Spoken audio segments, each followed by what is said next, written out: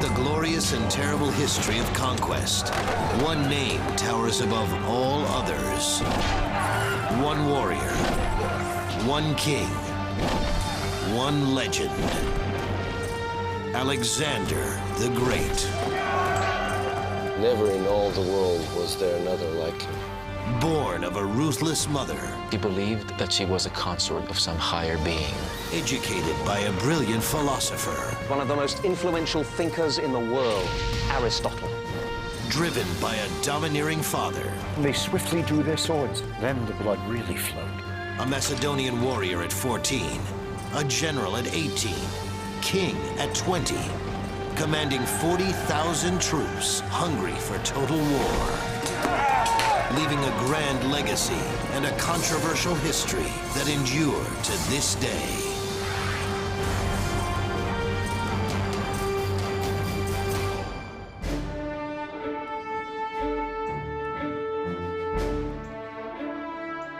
More than 2,000 years ago, this was the home of a man who many consider to be the greatest warrior in history. We are in northern Greece, at the remains of the ancient city of Pella, where once stood the palace of King Philip II of Macedon, the father of Alexander the Great. In the 4th century BC, Alexander was raised here to conquer the world. We are going to explore the journey of those conquests, which span 12 years, 22,000 miles, and cover the territories of what are now Greece, Turkey, Lebanon, Egypt, Iran, Iraq, Afghanistan, and Pakistan. We're going to examine the complex personality of a man who may have considered himself to be a god, and yet who died a mere mortal at the age of 32. Like Alexander, we too have a mission: to answer questions that have been debated by historians for centuries. Who was Alexander? What drove him on?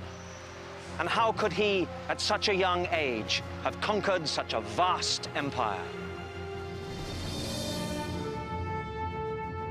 Most of what we know about Alexander the Great comes from 4 ancient historians who wrote several hundred years after Alexander died in 323 BC.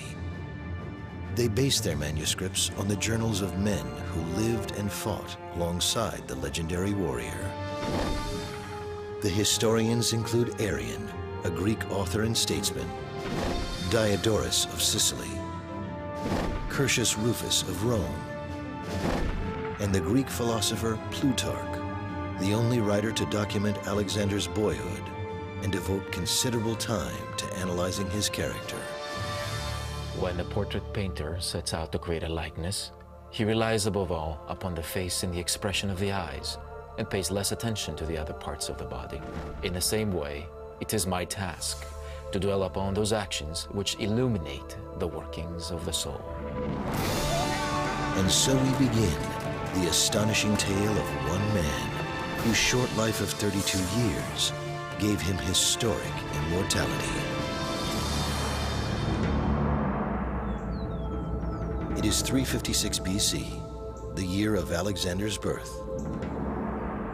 In an area of northern Greece known as Macedonia, or Macedon, King Philip II rules a population that other Greeks consider inferior. We get this impression that the Macedonians are barely literate, that they are boorish, that they are beneath the high level of culture that is exhibited by many Athenians, and furthermore, that they're dangerous, as represented by the king, Philip II. But the Macedonians are very wealthy. They control areas filled with gold and silver mines. Philip exploits these riches to the fullest. He assembles, trains, and equips an army that is one of the finest in the world. The reign of Philip was a developing awful shock for them, that this disorganized Macedonian kingdom had suddenly become organized. Thanks to the mines, it had enormous economic power. But where there is power, there is also passion. In 357 BC, at age 26, Philip becomes passionately involved with a young woman named Olympias from the Greek region of Epirus. He asks her hand in marriage, and Olympias agrees to become one of his numerous brides.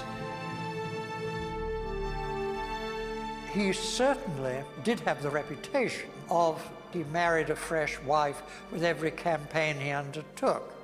The object of that remark being that he wanted to make himself diplomatically safe by contracting these various alliances. Philip is smitten with the beauty of Olympias, but he is not fully aware that she has an eccentric, wild side, associating herself with mystic cults and mythologies. She's a fiery character, and she is political, she is religious, but above all, she's dynastic. Make no mistake about it, Olympias's main interest throughout her life was clearly getting her son Alexander onto the throne. I think she was, as far as the succession of her son Alexander was concerned, absolutely ruthless. Philip's marriage to Olympias brings the king greater worries and challenges than he ever faced on a field of battle. On the night before the marriage was consummated, the bride dreamed that her womb was struck by a thunderbolt. Philip saw himself in a dream, in the act of sealing up his wife's womb, and upon the seal there was the figure of a lion. At another time, a serpent was seen stretched out at Olympias' side as she slept. And this weakened Philip's passion and cooled his affection for her. From that time on, he seldom came to sleep with her. Either he was afraid she would cast some evil spell upon him, or else he believed that she was a consort of some higher being. The relationship between Philip and Olympias is destined to be a tumultuous one. Philip himself secretly witnesses the serpent lying in bed with Olympias. The experience concerns him greatly. As the king of all Greek gods, Zeus is frequently represented in the form of a serpent. Philip feels a burning desire to find out if the child to be born to Olympias was fathered by himself, or possibly, though unimaginably, by Zeus. There is only one place for Philip to obtain an answer: the Oracle of Apollo at Delphi.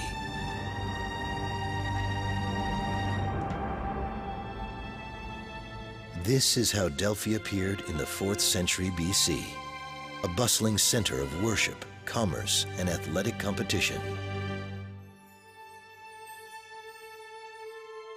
This is Delphi today. The columns of the Temple of Apollo still stand majestically on a magnificent hillside overlooking the Gulf of Corinth.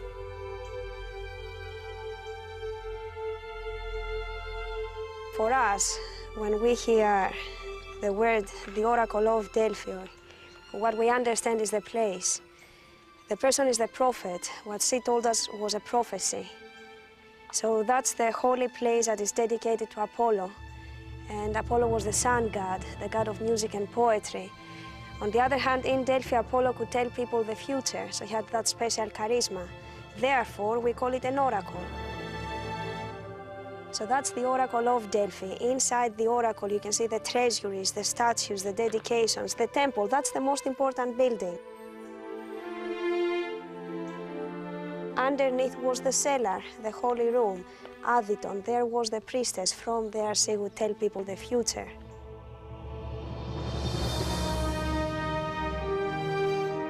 In the months before Alexander's birth in 356 BC, there is only one question that Philip wants to ask the oracle at Delphi. Will his child be the son of a mortal or a god?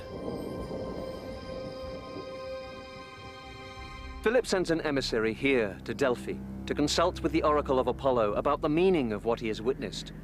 The oracle, while not directly acknowledging that Alexander would be the son of a god, tells Philip to make sacrifices to Zeus and to revere him above all other deities. The oracle adds that Philip will lose the sight of the eye with which he peered through into the bedroom and saw Olympias with the serpent. prophecy which is fulfilled 2 years later when Philip is seriously wounded in battle. Stories such as this, reported by ancient historians, are viewed with skepticism today. Everybody says, oh, well, you know, you look through the keyhole and there is your wife frolicking around with a great anaconda.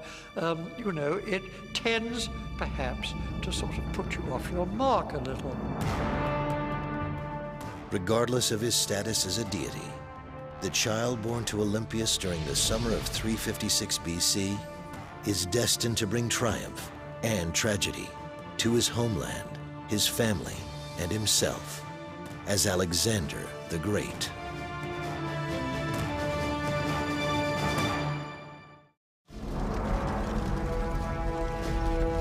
At the time of Alexander the Great's birth in 356 BC, the troops of Philip II are engaged in expanding his kingdom.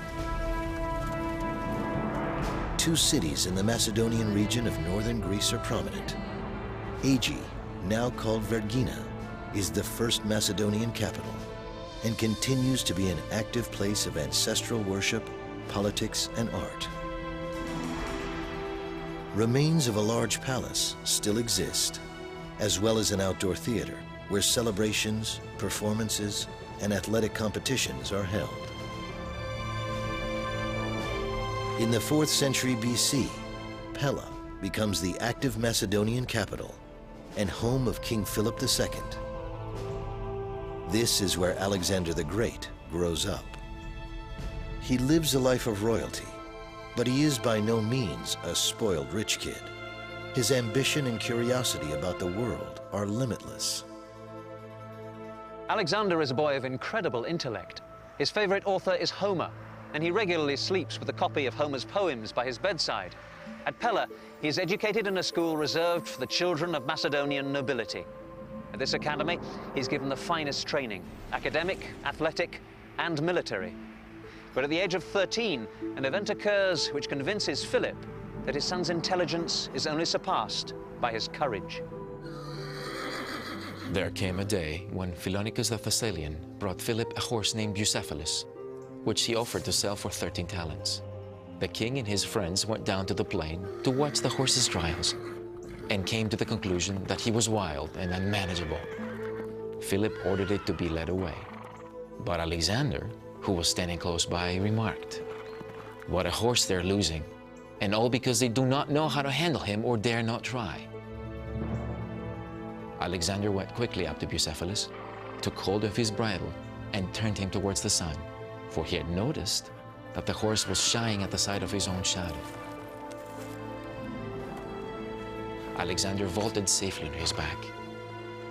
He urged him forward, using a commanding voice and a touch of the foot. At first, Philip and his friends held their breath and looked on in an agony of surprise until they saw Alexander ride back, triumphant.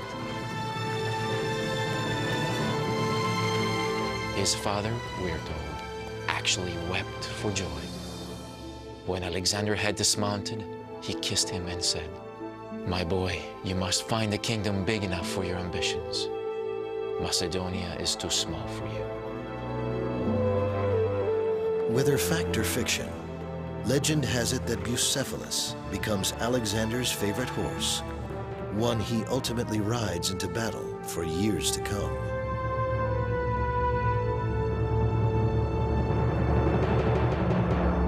King Philip is so impressed with his son, he decides that the teachers at the Macedonian court do not provide him with the intellectual challenge he deserves.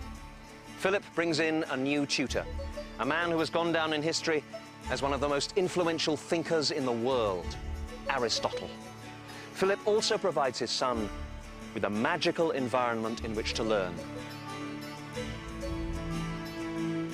This is the precinct of the nymphs at Mieza, part of the legendary gardens of Midas. These streams, grottos, and shaded walks were believed to be sacred to the nymphs, mythological goddesses who were the spirits of nature. According to Plutarch, Alexander used to say that his father Philip had given him the gift of life, but Aristotle had taught him how to live well. Each day as a young teenager, Alexander would walk this path towards the cave where Aristotle teaches.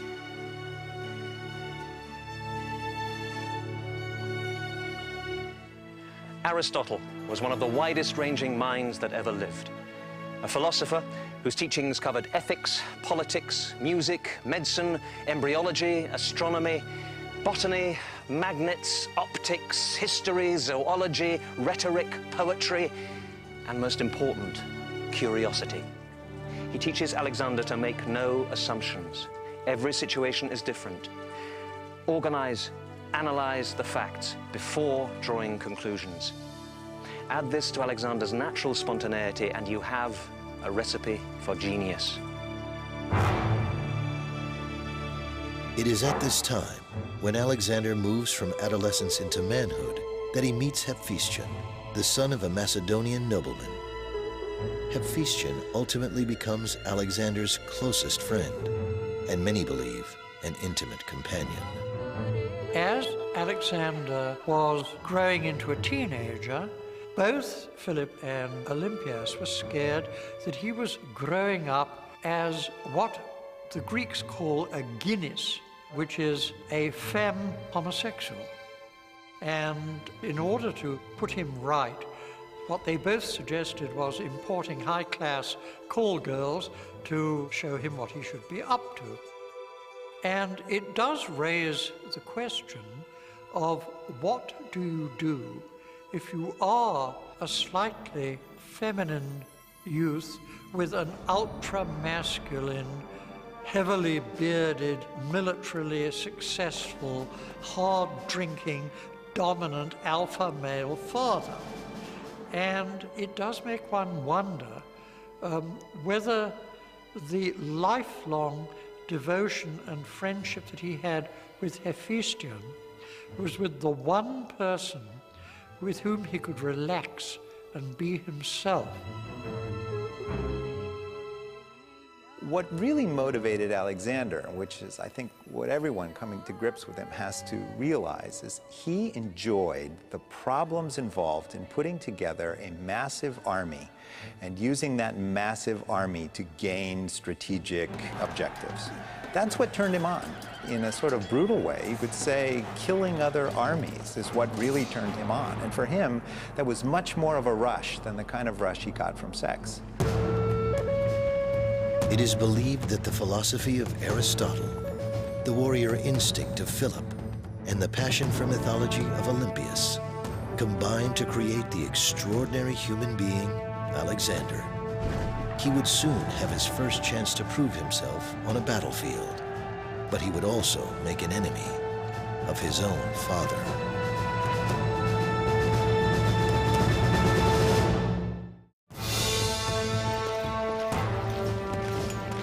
340 BC, King Philip II of Macedon, father of 16-year-old Alexander, is at war. His goal, to control Greece. The Macedonian phalanx is Philip's most powerful tool of war. Highly trained soldiers carrying pikes or sarissas, marching in tight formation, a massive moving war machine, practically unstoppable. Philip adapted the formation from the traditional Greek phalanx. The main difference with Philip's phalanx is the fact that the body armor of the individual infantry soldier is less, but it's compensated for by the fact that the soldier carries a pike. The pike is between 15 and 18 feet long. It's got a counterweight on the end which is closest to the soldier, which allows the fulcrum to move back so that the end of the pike can be lifted. Now, of course, if you've got a pike that's 15 to 18 feet long, you have to drill those men extremely well so that they can move them around. If you are faced with a Macedonian phalanx, you are faced with a front thousands wide. With these pikes, you had this enormous hedge of lethal steel coming at you, and you just couldn't reach the opposition with your own much shorter thrusting shields. So provided the phalanx kept level, and it could just literally walk through any opposition, which it did. By the time Alexander turns 16, Philip controls most of Greece. But when news of each additional triumph reaches Alexander, he shows no pride. Whenever he heard that Philip had captured some famous city or won an overwhelming victory, Alexander would show no pleasure at the news, but would declare to his friends, "Boys, my father will forestall me in everything. There will be nothing great or spectacular for you and for me to show to the world." Alexander had no desire to inherit a kingdom which offered him riches, luxuries, and the pleasure of the senses. His choice was a life of struggle, of wars, and of unrelenting ambition. At the ancient Macedonian capital of Aegae, in 339 BC, Alexander spends much time studying the records and accounts of his father's exploits. It is obvious to many that he grows increasingly anxious to engage in battle, and that one day he will lead his own conquests. On one occasion when Philip is away from Aegae, some ambassadors from Persia arrive. Alexander receives them in his father's place and impresses them greatly with his intelligence, his maturity, and his knowledge of politics. They come away convinced that Philip's reputation for astuteness is nothing compared to the adventurous spirit and dangerous ambitions of his son. But Philip also continues to have ambition, to control Greece. Standing in his way are his two most formidable opponents, the armies of Thebes and Athens.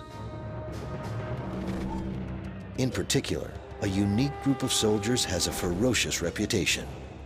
The Sacred Band of Thebes is made up of 150 couples of male lovers who eat together, sleep together, and fight together, never retreating, always fighting to the death.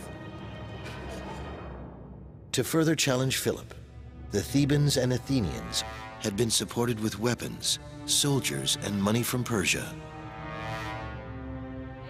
Considered the world's most powerful nation, the Persian king knows that if Philip completes his conquest of Greece, he has Persia in his sights.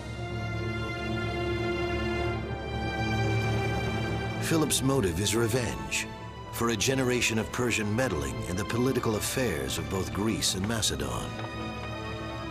The Persian rulers would be pleased to see Philip's ambition halted by the troops of Thebes and Athens. The showdown is to occur at a place called Chaeronea in central Greece. Today, a vast sea of cotton fields. A defeat for Philip would mean the end of his conquests. A victory would motivate him to move his army toward Asia. In August 338 BC, the day arrives for the battle at Chaeronea to take place. Alexander is 18. Philip decides it is time for his son to become a Macedonian commander. He places him in charge of the companion cavalry, a force of 2,000 horsemen who always perform a key strategic role in Philip's battles, attacking the enemy from a flank position. It is with the battle at Chaeronea that the historian Diodorus begins his accounts of Alexander's life. The armies deployed at dawn, and the king stationed his son Alexander, young in age, but noted for his valor and swiftness of action, on one wing, placing beside him his most seasoned generals, while he himself, at the head of picked men, exercised the command over the other. Individual units were stationed where the occasion required. On the other side, dividing the line according to nationality, the Athenians assigned one wing to the Thebans and kept command of the others themselves. I am standing on the site of the Battle of Chaeronea. King Philip begins the battle by sending his Macedonian phalanx forward.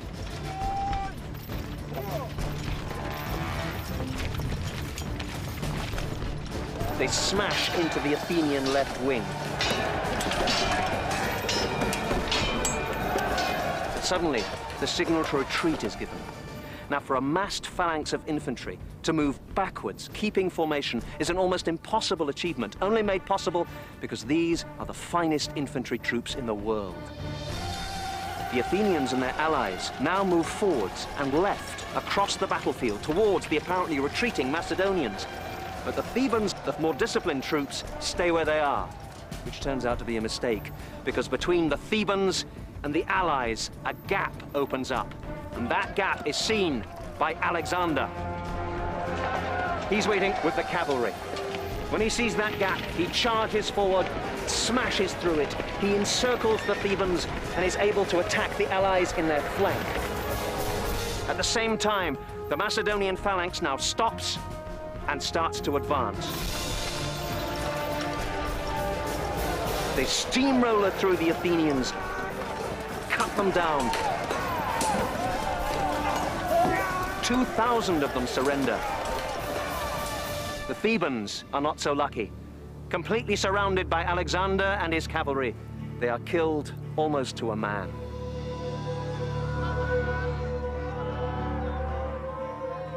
Following the bloody battle in August 338 BC, the fields of Chaeronea are filled with carnage.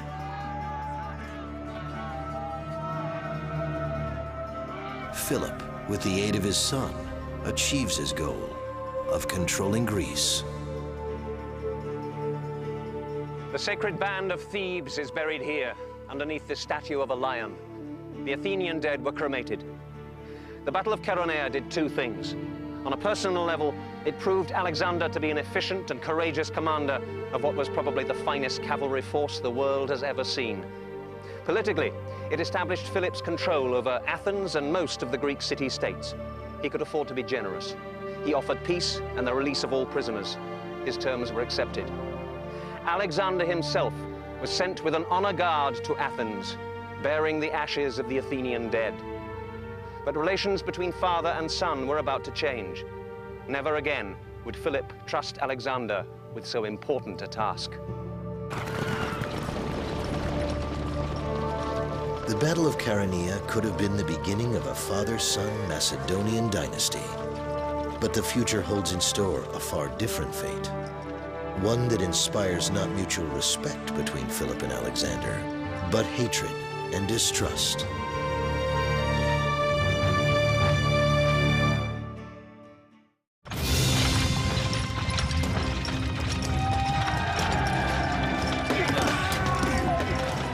By the fall of 338 BC, King Philip II of Macedon controls most of Greece.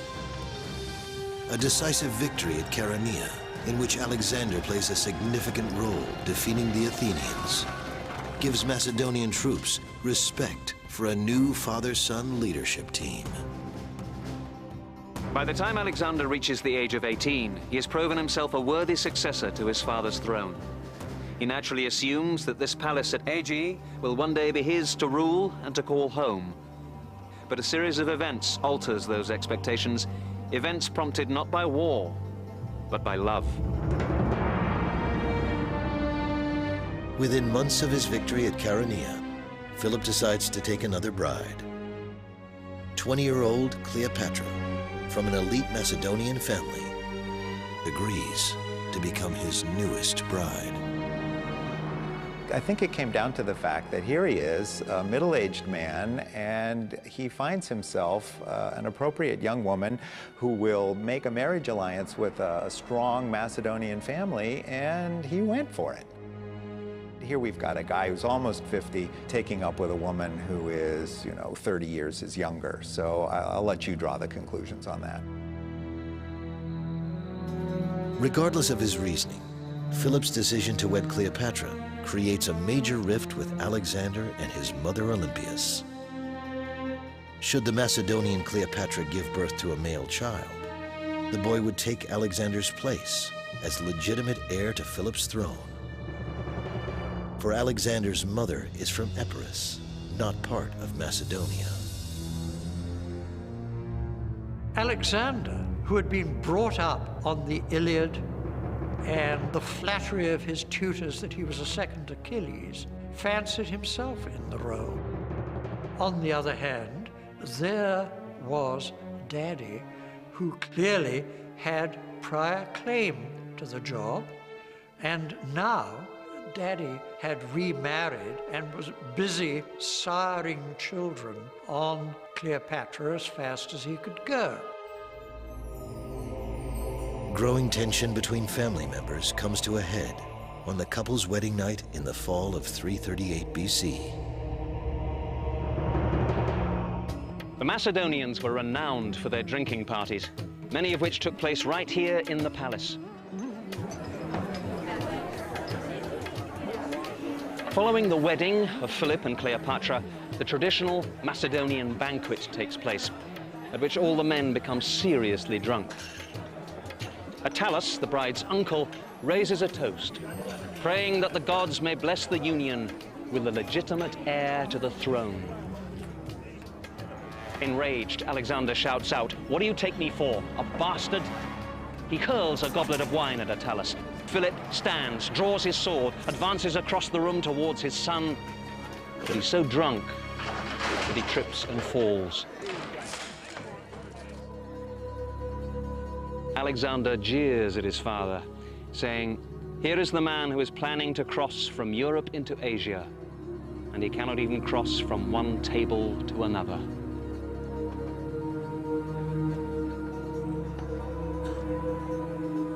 This incident devastates a father-son relationship, which took 18 years to build. It destroys the potential of a military partnership upon which family dynasties are often founded. Following the scandalous wedding banquet, Alexander and his mother Olympias go into exile. But Philip soon realizes that the state needs a recognized heir to the throne, and he needs a valuable military commander. He convinces Alexander to return home. But Olympias does not return. Despite the reconciliation, there is no guarantee that Alexander will one day be king. Within a year of Philip's marriage, Cleopatra gives birth to a son. If Philip lives long enough, the throne will not go to Alexander. It will go to his half-brother, a purebred Macedonian. While the intense discord among Philip, Alexander, and Olympias is far from reconciled, Philip now focuses on his ultimate goal. With Greece under control, he considers expanding his kingdom into Asia. Philip sends a small expedition of troops under the command of his general Parmenio to Asia's western coast to assess obstacles and establish a bridgehead. Parmenio was his senior general, extremely important to him. He was his right-hand man, absolutely trusted.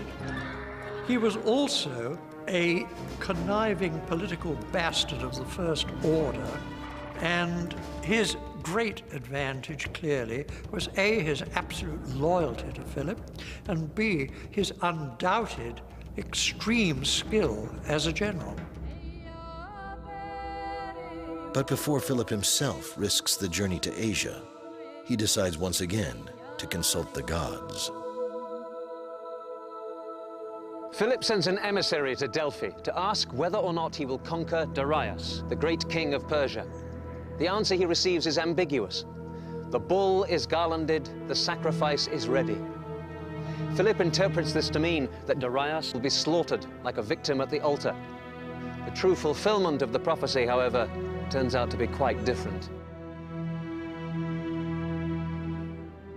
Straight away, Philip sets in motion plans for gorgeous sacrifices. He wanted as many Greeks as possible to take part in the festivities, so he planned brilliant musical contests and lavish banquets for his friends and guests. He was determined to show himself to the Greeks as an amiable person. Philip's celebration takes place on the palace grounds of the ancient capital city of Aegae. It is October of 336 BC. This is the theater in the grounds of the royal palace at Aegae. Here, thousands of Macedonians gather, together with King Philip and Alexander, for a festival in honor of the gods.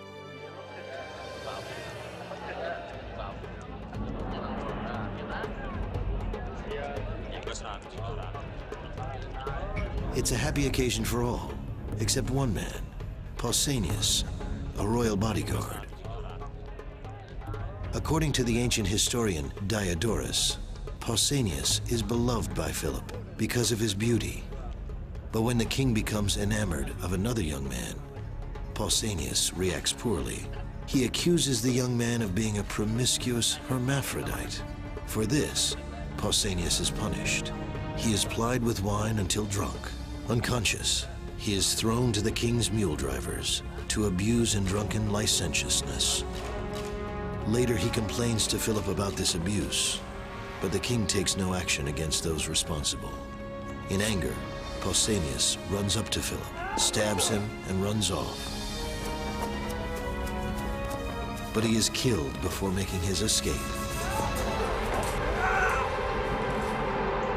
Alexander rushes to his father, but it's too late.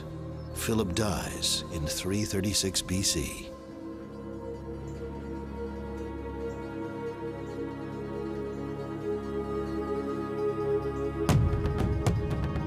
Conspiracy theories are immediately considered. Could Philip's wife, Olympias, have been involved to assure her son Alexander inheriting the throne? Could Alexander himself have played a role in planning the assassination? While such issues are investigated, an even more important question of urgency must be decided. Will Greece accept Alexander as its king?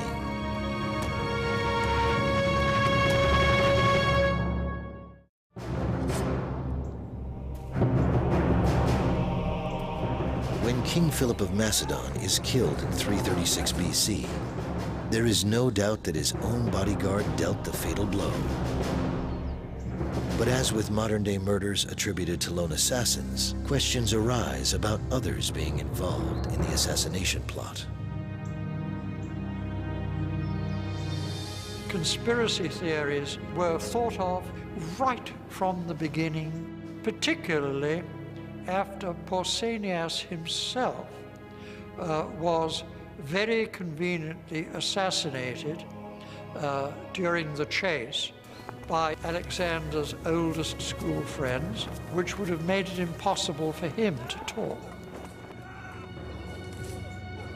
The immediate suspicion fell on Olympias, and through Olympias on Alexander, and the truth we're never going to know.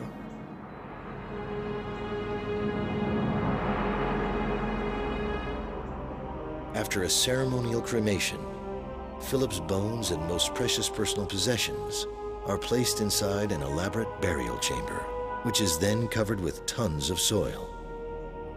By ancient custom, the higher the mound, the more important the person.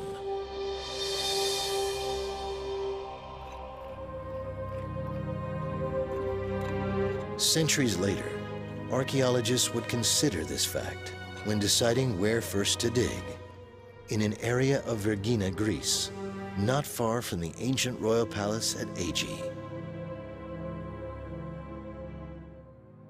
This is where King Philip II was buried, near his palace, underneath a man-made mound of earth which has become known as the Great Tumulus. The tomb itself remained hidden for more than 2,000 years, until discovered in 1977 by the Greek archaeologist Manolis Andronikos. 15 years later, a magnificent museum was built, literally, inside the tumulus. The Vergina Museum is a marvel of modern architecture and design, exquisitely exhibiting the items found in several tombs.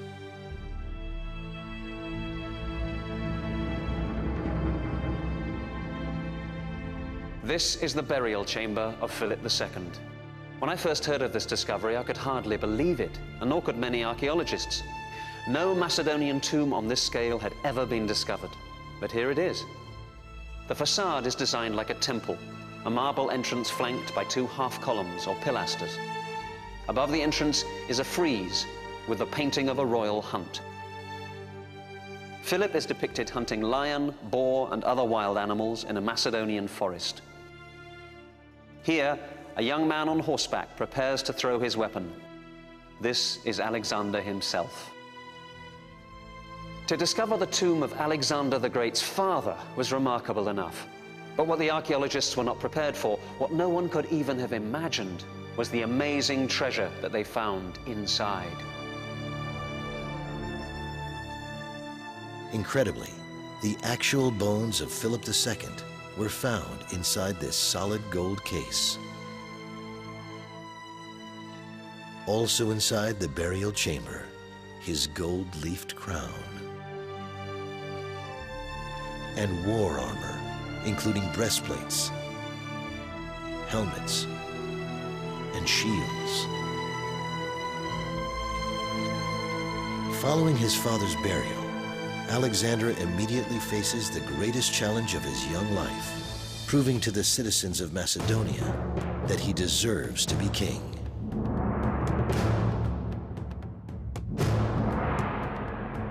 Alexander was only 20 years old when he inherited his kingdom, which at that moment was beset by formidable jealousies and feuds. Alexander's Macedonian advisors feared that a crisis was at hand and urged the young king to leave the Greek states to their own devices and refrain from using any force against them. Alexander, however, chose the opposite course and decided that the only way to make his kingdom safe was to act with audacity and a lofty spirit. He was certain that if he were to yield even a fraction of his authority, all his enemies would attack him at once.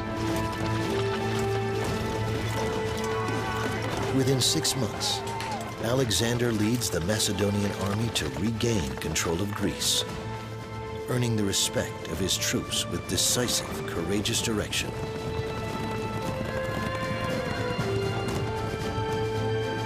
To the horror of Cleopatra, who later commits suicide, Alexander's mother Olympias orders the execution of Philip's newborn son, leaving himself as the only possible heir to the Macedonian throne.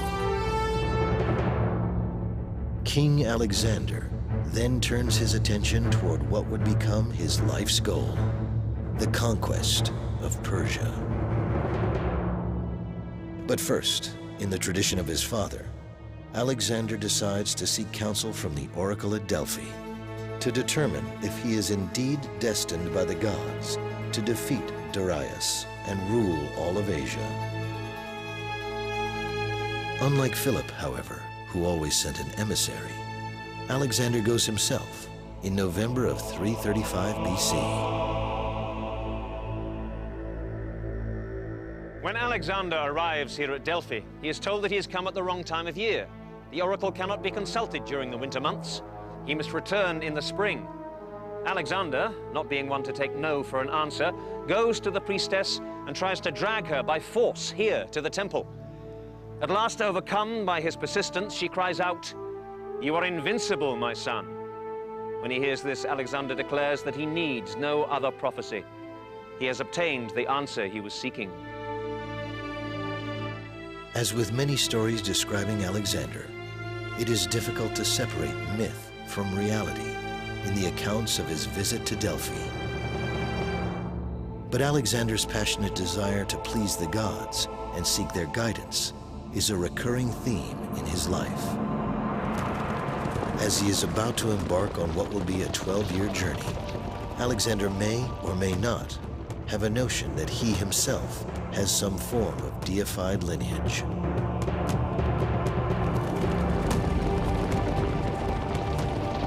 When he leaves for Asia, his mother Olympias tells him that upon his return, she will reveal an incredible secret about his life.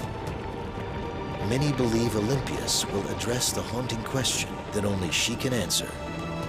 Is Alexander the son of a god, or is he a mere mortal man?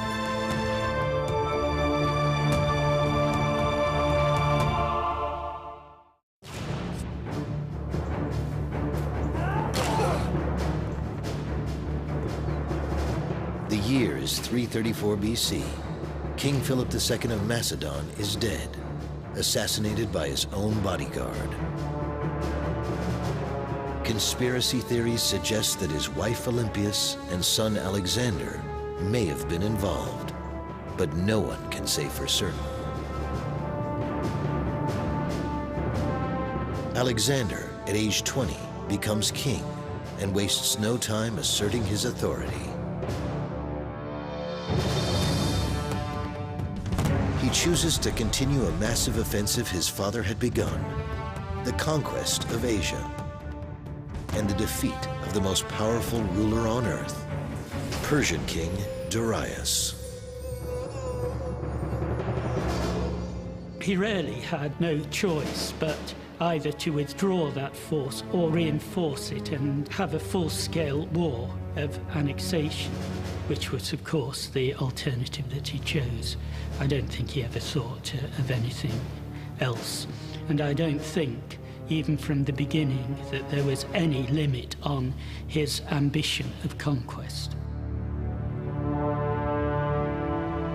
Alexander's invasion starts with a daunting logistical maneuver, transporting his army of 40,000 across the body of water separating Europe and Asia, the Hellespont. Today, the Hellespont is known as the Dardanelles. Ferry boats travel back and forth across the strait. Here, Alexander's troops cross into Asia, transported on an assortment of man-powered rowing vessels. Moving such a massive force is fraught with peril due to the possibility of foul weather and the fact that the navy of Persian King Darius is 3 times as large. This is the Asian shore of the Hellespont. The current here is strong and the winds can be brutal. Alexander's ships could be very vulnerable to naval attack as they ferry the army across. But Alexander has 2 strokes of luck. The weather is fine and the huge Persian fleet is far away, quelling a revolt in Egypt. Alexander doesn't hesitate. He's been dreaming of this moment, leading his troops into Asia to begin the conquest of the Persian Empire. He sets sail, halfway across, sacrificing a bull to the sea god Poseidon. He's first to set foot on the Asian shore, hurling a spear into the sand, claiming to receive Asia from the gods. He's not aware that nearby, the forces of Darius are gathering, determined that this should be Alexander's first and last trial of strength. Persian King Darius considers young Alexander an upstart, to be quickly vanquished. The Persian ruler chooses not to waste his time commanding the troops himself. Instead, he sends his most trusted general Memnon, a Greek mercenary, who chooses a battleground where the terrain will work in his favor, the Granicus River. This is the Granicus today. In Alexander's time, it is 3 times as wide and deep.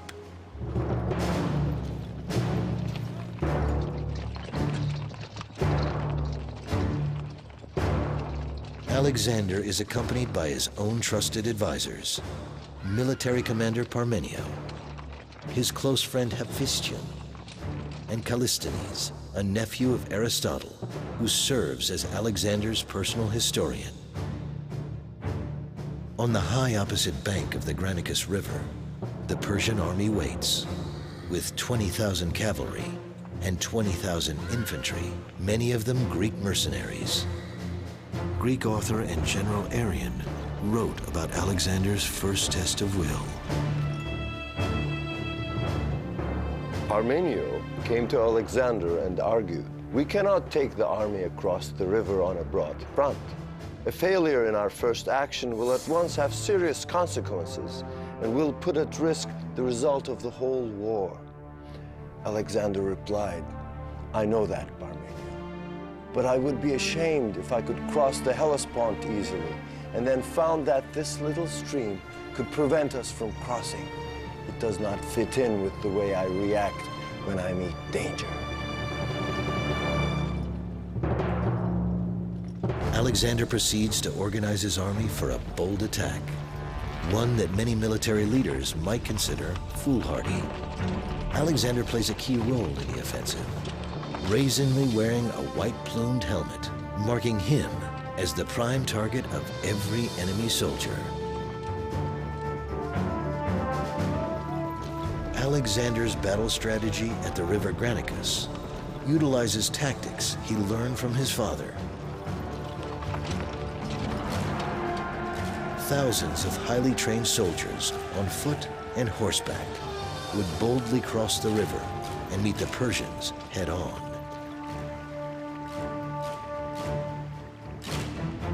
Alexander would cross the river upstream, leading his companion cavalry to attack the enemy from the right flank.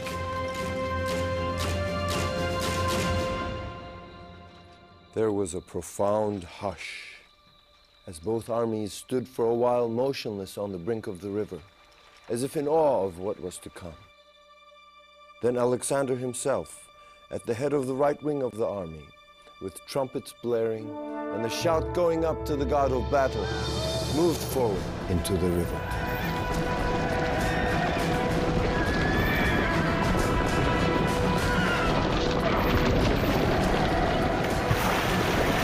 It seemed the act of a desperate madman rather than a prudent commander to charge into a swiftly flowing river which swept men off their feet and surged about them, and then to advance through a hail of missiles toward the steep bank, which was strongly defended by infantry and cavalry. But in spite of this, Alexander pressed forward.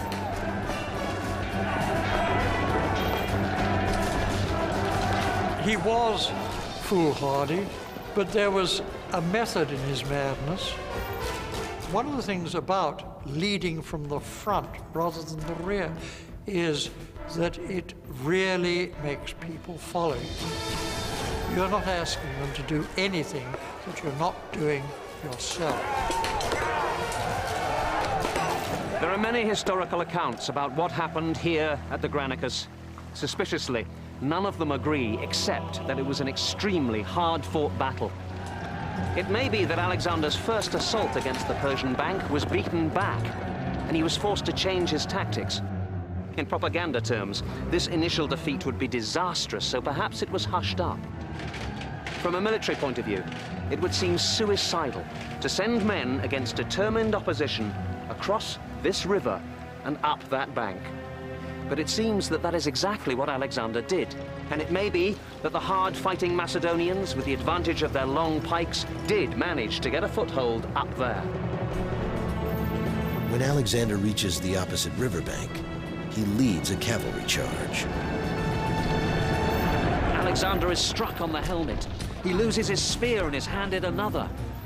He is in the act of killing one Persian noble when another one raises his sword to strike down at Alexander. Just in time, his arm is severed by a Macedonian sword stroke.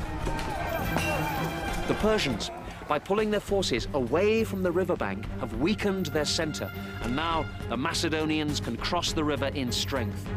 Squeezed between the pikes of the phalanx and Alexander's cavalry, the Persians break and run. Against all odds, Alexander defeats the Persian army at Granicus.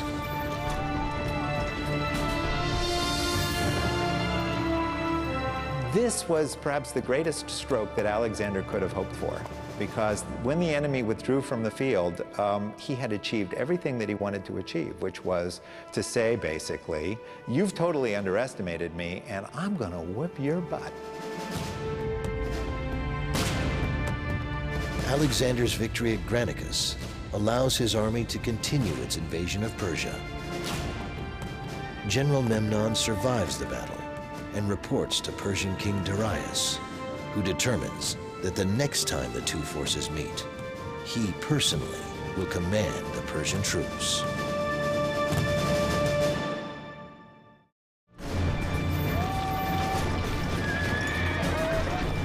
(334 BC).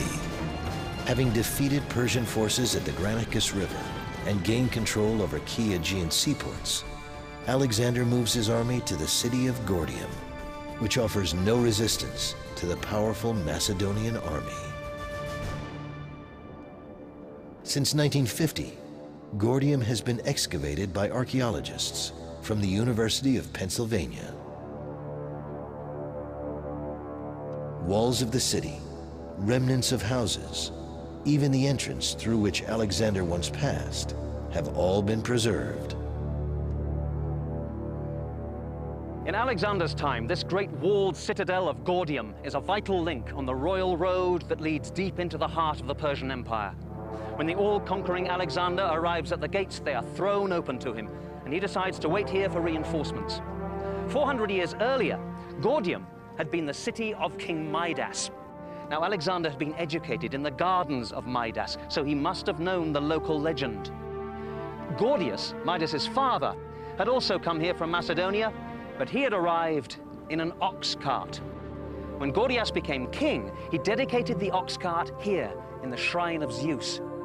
Now, the shaft of the cart was connected to the yoke by a great knot, the ends of which were invisible. It was said that whoever could untie this knot would be the ruler of Asia. This is a time in which people absolutely believe in gods, in legends, and in symbols, and this is a great symbol. Once Alexander has publicly accepted this challenge, he has to succeed. He looks at the knot, but like everyone else, he can't see how to untie it. Then, as usual, Alexander thinks out of the box. He says, it doesn't matter how the knot is loosened. He draws his sword and cuts the Gordian knot. He hacks away at the knot until he opens it up. And then he finds the ends and unties it. Now, some people say this is cheating, but that night a great thunderstorm breaks over Gordium. Alexander believes that Zeus approves.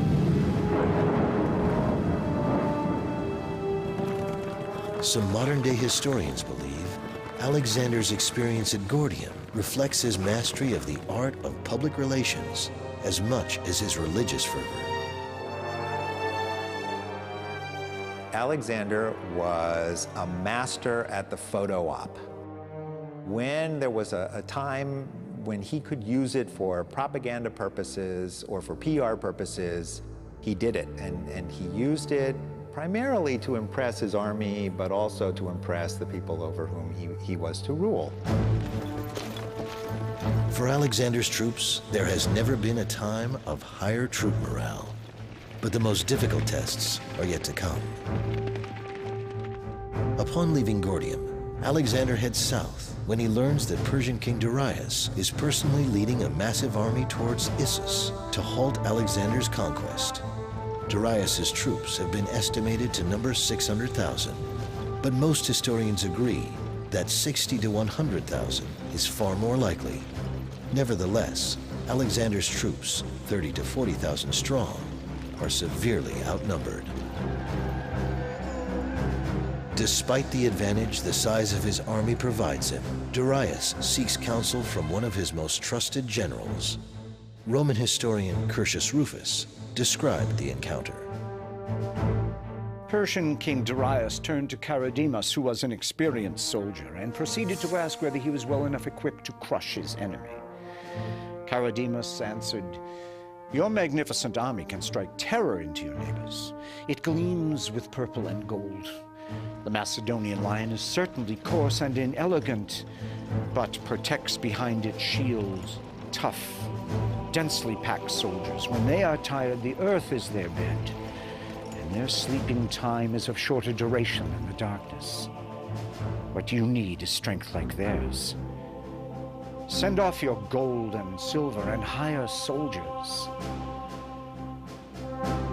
Darius, unable to take the truth, had Charidemus dragged off to execution.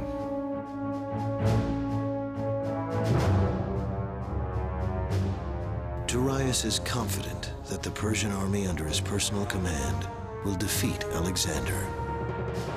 But to give himself even greater advantage, Darius makes a strategic move that takes Alexander by surprise.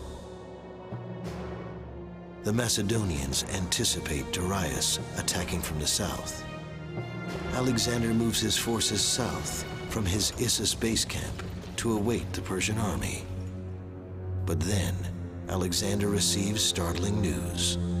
Undetected, Darius moves his army north through a mountain pass and captures Issus, severing Alexander's supply lines. Darius is now preparing to attack from the north. Alexander has no choice but to reverse his direction. It is November 333 BC, when Alexander finds his enemy waiting on the opposite bank of the river Pinarus, where it meets the Mediterranean Sea. This is the location today, the shoreline to the west and the hills to the east. Alexander halts his army several hundred yards before the river, though Darius gave his army a great advantage by cutting off the Macedonians from their supplies. Geography is in Alexander's favor. With the sea limiting one flank and the hills the other, there is less chance that the smaller Macedonian army can be completely surrounded by Persian forces. Alexander surveys the situation. A huge body of men was sighted in the distance. Alexander ordered his men to pitch camp just where they were. He was delighted that the issue would be decided there, in the pass.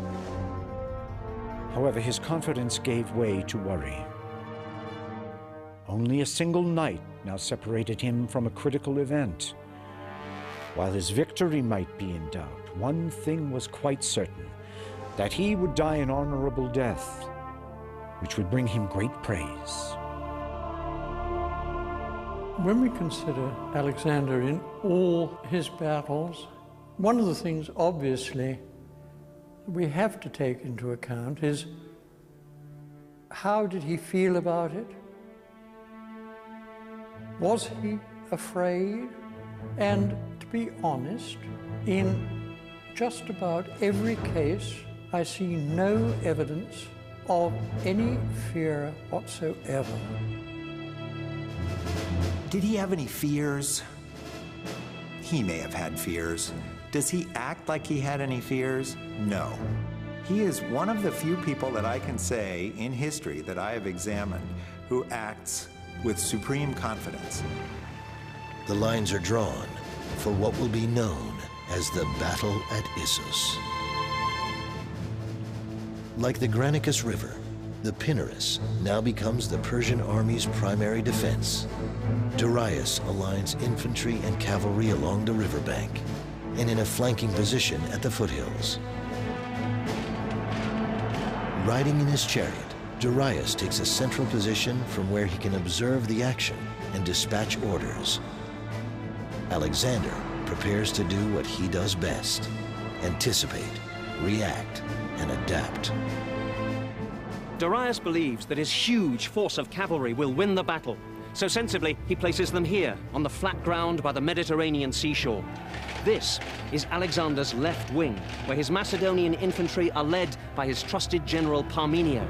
But at the last minute, Alexander sees where the Persian blow will fall, so he reinforces this area with his allied cavalry. As Alexander's army advances, hordes of Persian cavalry strike hard. The Macedonian left wing holds, but just barely. An even more serious situation is developing further inland, at the center of the battle. The troops sent forward into the midst of the Persians were now totally surrounded. Obliged to fight hand to hand, they swiftly drew their swords. Then the blood really flowed. The two lines were so closely interlocked that they were striking each other's weapons with their own and driving their blades into their opponent's faces. Only by bringing down his opponent could each man advance. Exhausted as they were continually being met by a fresh adversary. And the wounded could not retire from the battle as on other occasions because the enemy were bearing down on them in front while their own men were pushing them from behind. Even Alexander's powerful phalanx is in peril at Issus. Now the phalanx has one great weakness. This rough ground. In this kind of terrain, it's impossible to keep the ranks level and the files tightly packed. And as the Macedonians stumble across the riverbed, gaps open up in their phalanx. Darius's Greeks tear into the disordered Macedonians, who desperately try and keep their formations together. Here in the center, the Macedonian phalanx is stopped. They're in serious trouble.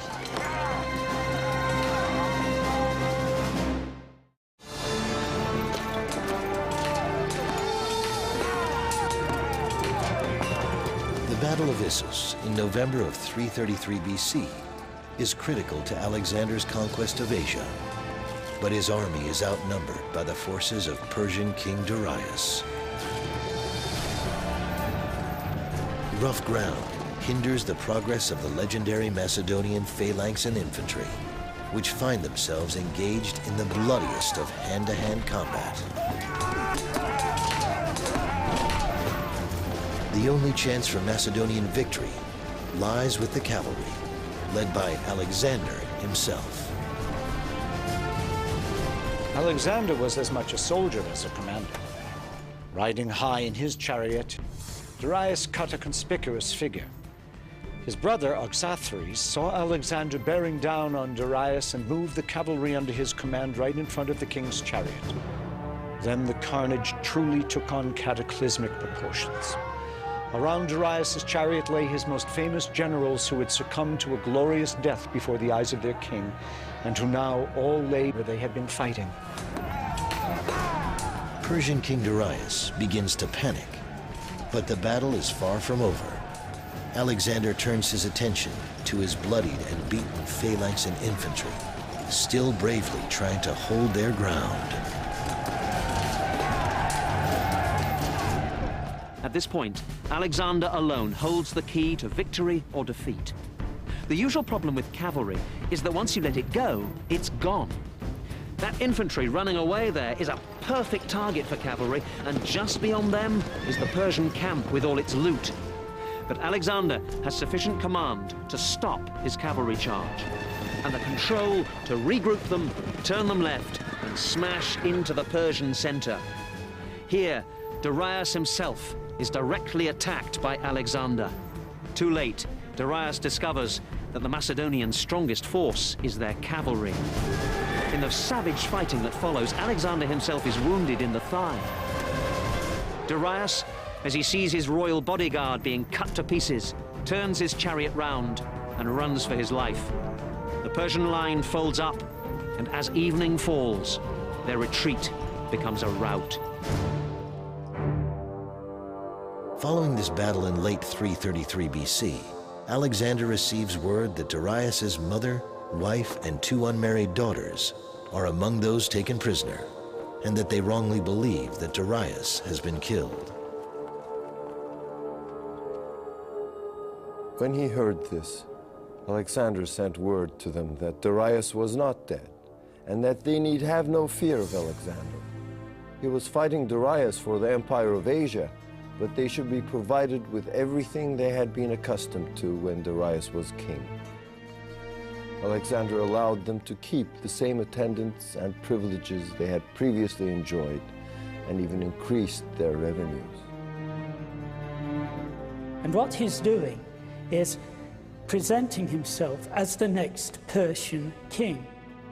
He is the legitimate Persian king, and it is his duty to take care of the womenfolk. And by doing that, he's sending out a huge message to the rest of the world that I have the Persian women, I am the Persian king, the Persian nobles are coming over to me. For Alexander the Great, the victory at Issus in 333 BC is a dramatic turning point. He has defeated the most powerful army in the world, led by the most powerful ruler. Alexander continues his conquest of the Asiatic seaports. Cyprus and Phoenicia come easily under his control. During this time, Alexander receives a letter from Persian King Darius. Darius appealed to Alexander to accept ransom for his Persian prisoners. He further offered him all the territory west of the Euphrates and the hand of one of his daughters in marriage, and on these terms proposed that they should become friends and allies. Alexander told his companions of this offering, whereupon Parmenio said, "I would accept these terms if I were Alexander." "So would I, by Zeus," retorted Alexander, "if I were Parmenio." Alexander wrote his reply to Darius. "First I defeated your generals.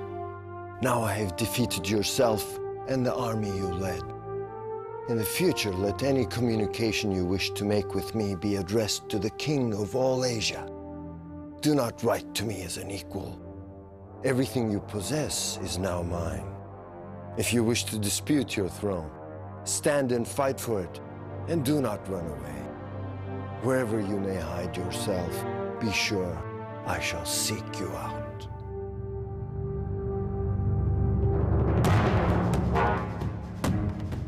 Alexander, his communications with Darius only fueling his desire for conquest, leads his army toward the naval center of Tyre.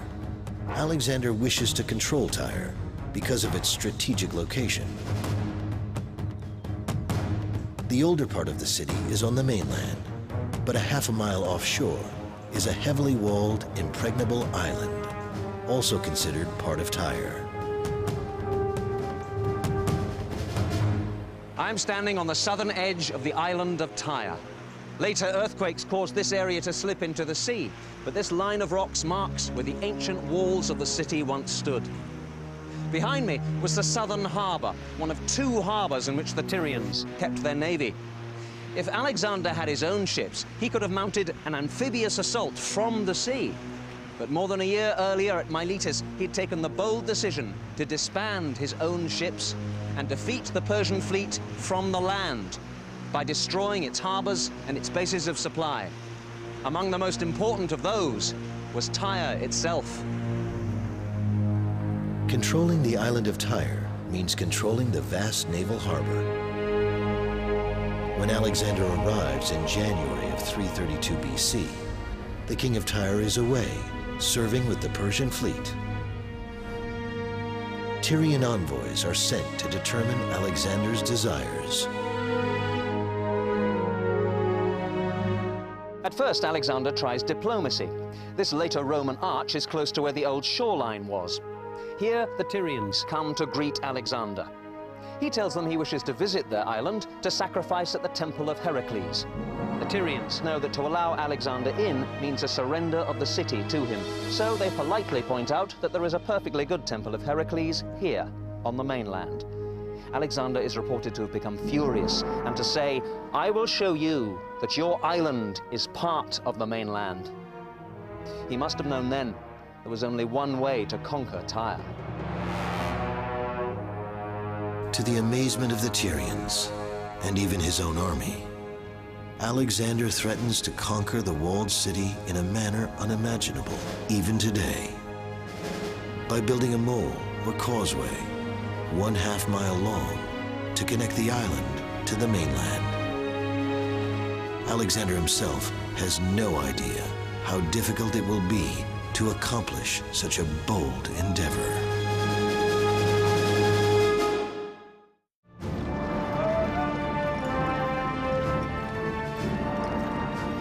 When Alexander the Great encounters unexpected resistance to his desire to conquer the walled island of Tyre, his plan of action to build a mole or causeway, allowing him to lay siege to the city, bewilders even his own men.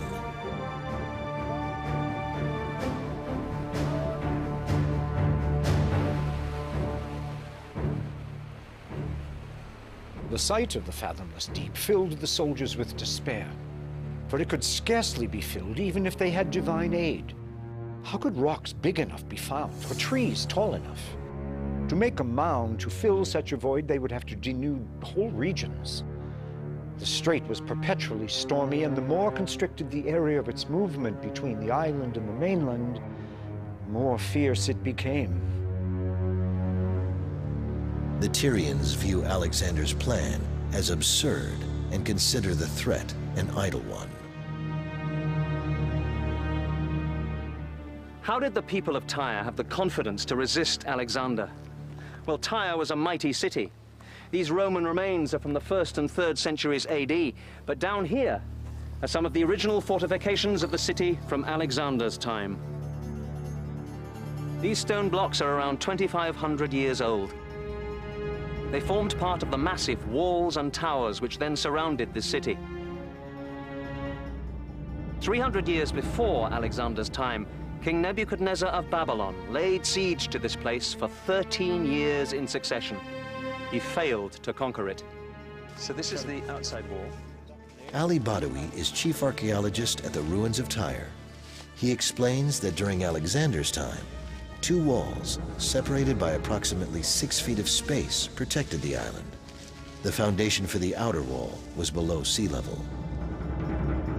They took in consideration if somebody is going to invade the island, he will try to look for a small piece of land to land the army and to start the attack on the wall.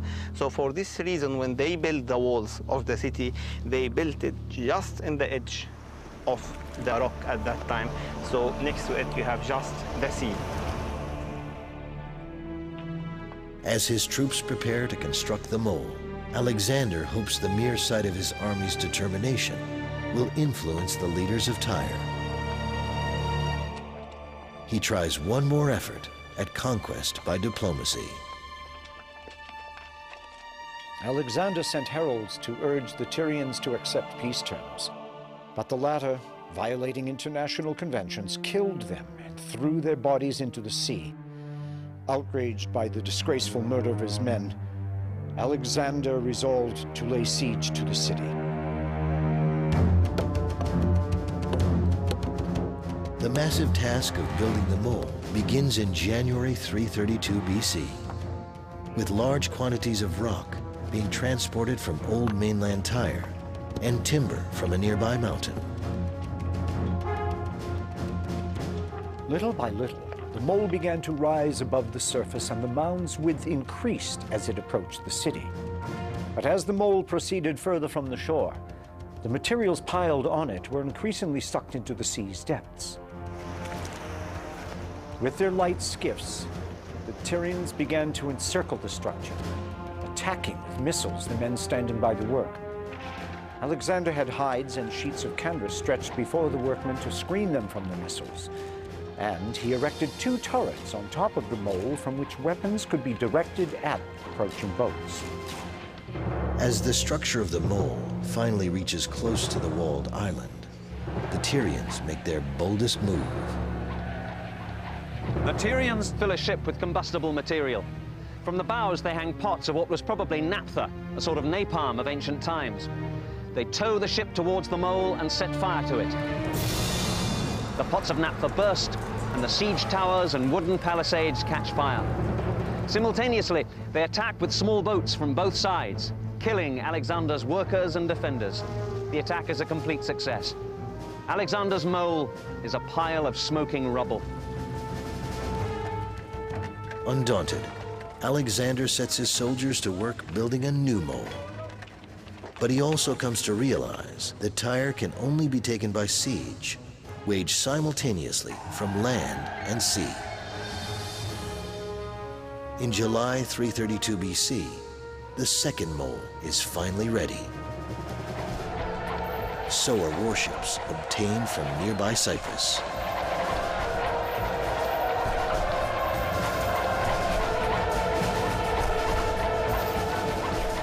As the Macedonian infantry attacks the walls of Tyre from the mole, Alexander leads forces across gangways from the ships.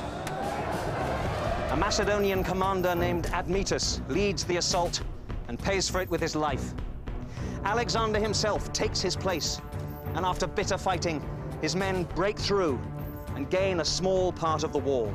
It is all they need. I am standing on the inner defensive walls of Tyre, and here, sure enough, the archaeologists have found a small breach in the wall. They believe that it is in this place that the Macedonians poured through the defenses.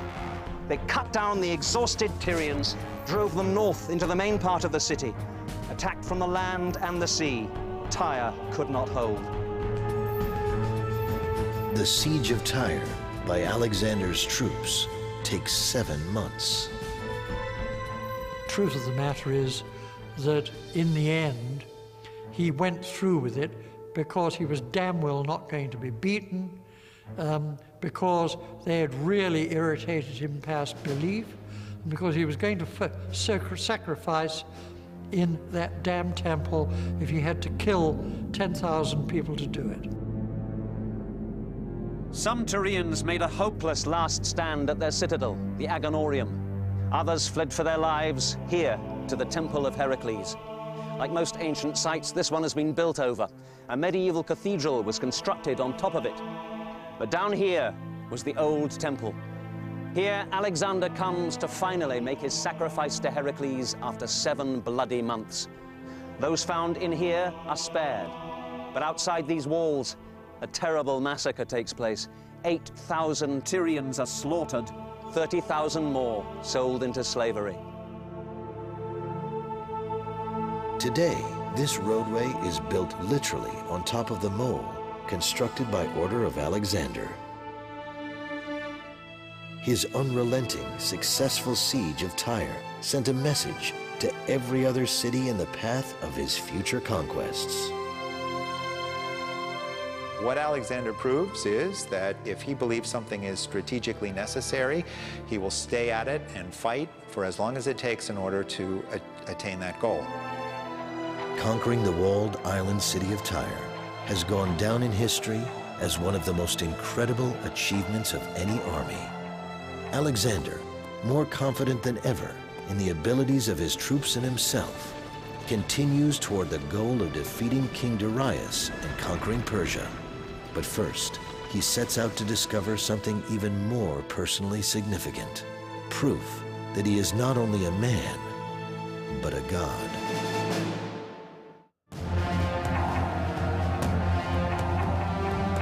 (332 BC). Following a 7-month siege, Alexander has achieved what most would consider impossible: the conquest of the walled island city of Tyre, by building not one, but 2 half-mile-long causeways. With the Aegean seaport under his control, Alexander confidently leads his army into Egypt.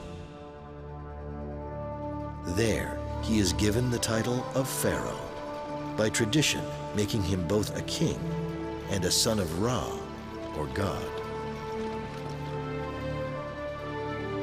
After traveling through Heliopolis and Memphis, Alexander comes upon a shoreline so magnificent, he envisions a grand seaport. Alexandria is the first of more than 30 cities founded by Alexander in his own name.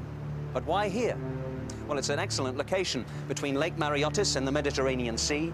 It has a mild, healthy climate and an excellent natural harbor, deep and well-sheltered, further improved when Alexander commands the offshore island of Pharos to be connected to the mainland by a mole. Alexandria would be the new emporium for the world's trade, a cornerstone for Alexander's empire, and a crossroads of the ancient world. Today, the population of Alexandria is approximately 4 million. 80% of Egypt's imports and exports move through its harbors. To many, building such a city would be an achievement of a lifetime. But for Alexander the Great, it is merely a brief distraction from greater priorities. One of those is a visit to the temple of the god Ammon at the desert oasis of Siwa. While Alexander was in Egypt, the entire resources of the greatest empire on earth were mobilizing to fight him. He had to get back to war, to defeat the Persians before their vast armies cut him off from Macedonia. But at this crucial moment, he chose to spend 6 weeks traveling through the Sahara Desert. The journey was a spiritual preparation for what was perhaps the greatest religious experience of Alexander's life, and it was a journey that nearly killed him. When Alexander came to the desert, he began to cross a country covered with an infinite expanse of sand. In 4 days, their water had given out, and they suffered from fearful thirst. All fell into despair. And suddenly, a great storm of rain burst from the heavens, ending their shortage of water in a way that had not been foreseen. At one point, when the road could not be traced because of the sand dunes, the guide pointed out to the king that the crows cawing on the right were calling their attention to the route which led to the temple. Alexander took this as an omen, and thinking that the god was pleased by his visit, pushed on with speed. To the Egyptians, Ammon was the equivalent of the Greek god Zeus, the king of all gods. Frequently, the deity would be addressed using both names, Zeus Amon. Alexander has a burning desire to find out from the oracle at Siwa if he is a son of God. Today, the remains of the temple still stand at Siwa Oasis. Alexander and his companions climbed up into the temple, and it was here on these steps that the high priest greeted Alexander with a slip of the tongue. He meant to say, "O Pai Dion, O my son." But his Greek wasn't up to much, and what the Macedonians heard him say was, "O Pai Dios, O son of Zeus." Now for Alexander, that was quite a good start. The sayings of the oracle were usually delivered in this courtyard, but Alexander was too important a guest for a public show. Besides, he had some very private questions, so he alone was allowed to question the god directly and enter the inner chamber.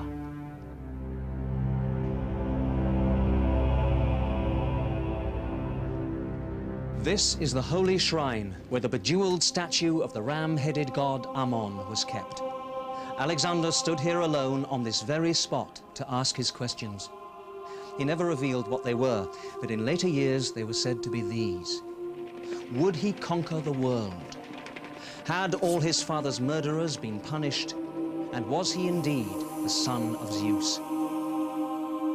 Alexander received his answers from the priests, who, supposedly, had not heard the questions. But in fact, beside this chamber is a narrow passageway. Here, the priests could listen in and then appear to give the gods answers. Now, it's easy for us to mock this as a fraud, but remember, oracles don't last for 2,000 years unless they're pretty accurate. The answers that Alexander received were these. Yes, he would conquer the world. Yes, all his father's murderers had been punished, which may have been a relief to Alexander. If he was in fact guilty of involvement in his father's death, he needed to know if divine retribution was on the way. The answer to the final question was clear.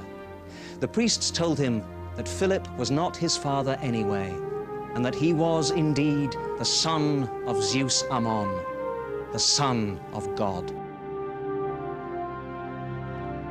No one is with Alexander when the priests at Siwa supposedly acknowledge him as the Son of God. There are no witnesses, only the word of Alexander himself. But as Alexander heads back through the desert to rejoin his army, his belief in his own invincibility is heightened. He would need every bit of this confidence in the months and years ahead.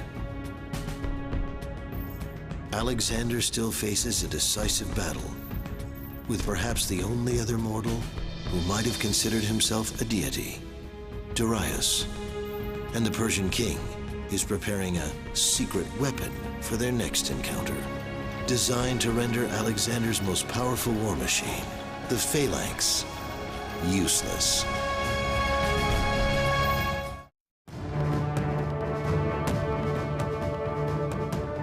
Fall 331 BC. Despite dramatic victories at the Granicus River, Issus, and Tyre, Alexander the Great realizes he can never claim to rule Asia if King Darius remains free. And Darius realizes he will never retain control of Asia without defeating Alexander. The two commanders know an ultimate showdown must take place. Darius chooses the location, camping his forces at the river Bomelos, near the village of Gaugamela. None of Alexander's battles is better documented by ancient historians than the Battle of Gaugamela.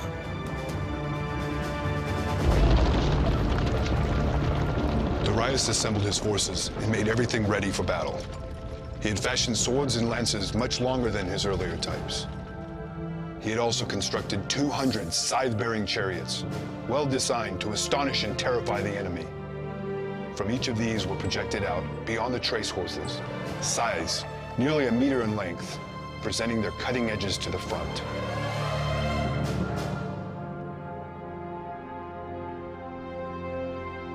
The night before the battle, several miles of rolling hills separate the two armies. Alexander's chief general Parmenio and several of his most prominent officers move forward to survey the enemy position. They were filled with amazement at the sight and remarked to one another that it would have been a very difficult task to defeat an enemy of such strength by engaging him by day. They therefore went to Alexander to persuade him to attack by night, so as to conceal from his men the most terrifying element in the coming struggle, that is, the odds against them. It was then that Alexander gave him his celebrated answer: "I will not steal my victory." He was determined that if Darius were defeated, he should have no cause to summon up courage for another attempt. He was not to be allowed to blame darkness and night for his failure on this occasion, as at Issus he had blamed the narrow mountain passes and the sea.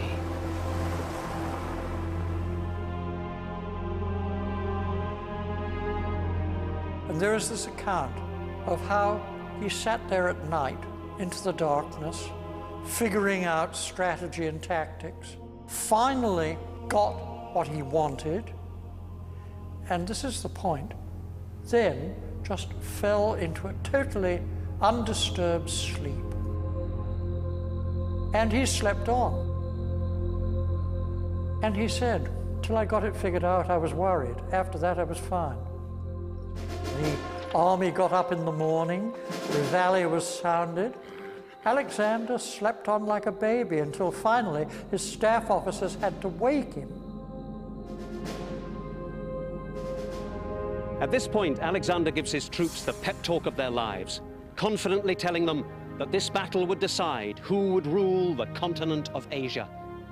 On the other side of the battlefield, the Persian king Darius is giving a speech of his own. But his mood is more of desperation than of confidence. He tells his troops, "Today will consolidate or terminate an empire greater than any age has seen. Now, it is not glory for which you must fight, it is survival. Our backs are to the wall. I beg you by our country's gods, deliver the Persian people and its honor from the depths of disgrace."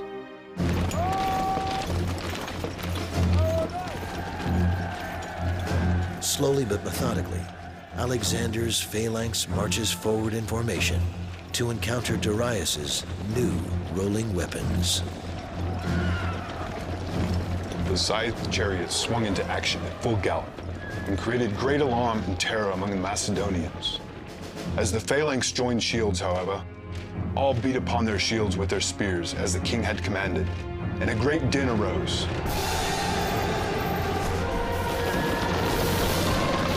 In some instances, the horses were killed by javelin casts, and in others they rode through and escaped. But some of them, using the full force of their momentum and applying their steel blades actively, wrought death among the Macedonians in many and various forms. They severed the arms of many, shields and all, and in no small number of cases, cut through necks and sent heads tumbling to the ground with the eyes still open and the expression of the countenance unchanged. And in other cases, they sliced through ribs with mortal gashes and inflicted a quick death. Facing a king and his army, fighting with superhuman strength and passion to retain control of Asia, Alexander's soldiers find themselves, for the first time, struggling not to win, but simply to survive. This situation looks horribly bleak for the Macedonian general Parmenio, who heroically attempts to maintain order in a valiant struggle with his infantry. He realizes there is only one person who has the capacity to turn the tide of battle: Alexander himself. But Alexander is preoccupied, personally fighting his way toward the chariot bearing King Darius. Alexander has sighted his adversary through the ranks of cavalry, who were closely massed to guard the lofty chariot in which he stood. The bravest stood fast and were slaughtered in front of their king. They fell upon one another in heaps. As for Darius, all the horrors of the battle were now before his eyes. It had become difficult to turn his chariot around and drive it away, since the wheels were encumbered and entangled with bodies. The king abandoned his chariot and his armor, mounted a mare and rode away. It is believed that he would not have escaped at the moment had not Parmenius sent another party of horsemen, begging Alexander to come to his rescue. When this news was brought to Alexander, he turned back again from further pursuit, and wheeling round with the companion cavalry, led them with great speed against the right wing of Darius' horsemen.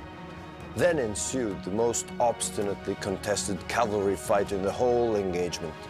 Here about 60 of Alexander's companions fell, but Darius' troops were overcome by Alexander, and as many of them as could force their way through his ranks fled with all their might.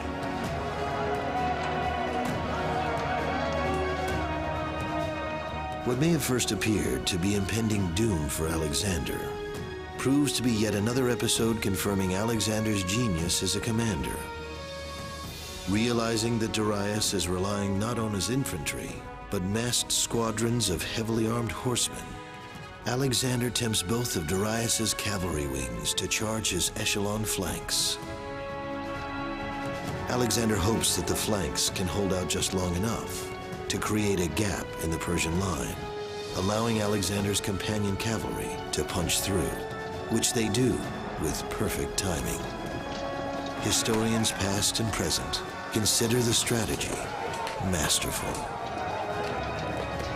Alexander had a tactical brilliance there. The only thing that one can perhaps criticize is that he left the battlefield in pursuit of Darius, trying to get hold of him alive. Alexander wheels around and starts off in pursuit of Darius once more, keeping up the chase as long as there is daylight. Parmenio's brigade also follows, but when darkness falls, Alexander stops to rest his men and horses. Darius continues to ride away, leaving behind his chariot, spear, and bow. Again, Darius escapes. Although the Macedonian army is grossly outnumbered, the casualty figures reported by historians are nothing short of astounding. Some say incredible. Of Alexander's men, about 100 were killed, and more than 1,000 of his horses were lost, either from wounds or from fatigue in the pursuit. Of Darius' forces, there were said to have been 300,000 slain, and far more were taken prisoner than were killed. The Battle of Gaugamela leaves no doubt that Persia is now under Alexander's control. But of far greater importance for the warrior king is the capture of King Darius. Alexander knows Darius will be far more valuable governing Persia under his command than as a deceased ruler. But would he be able to capture the fallen king alive?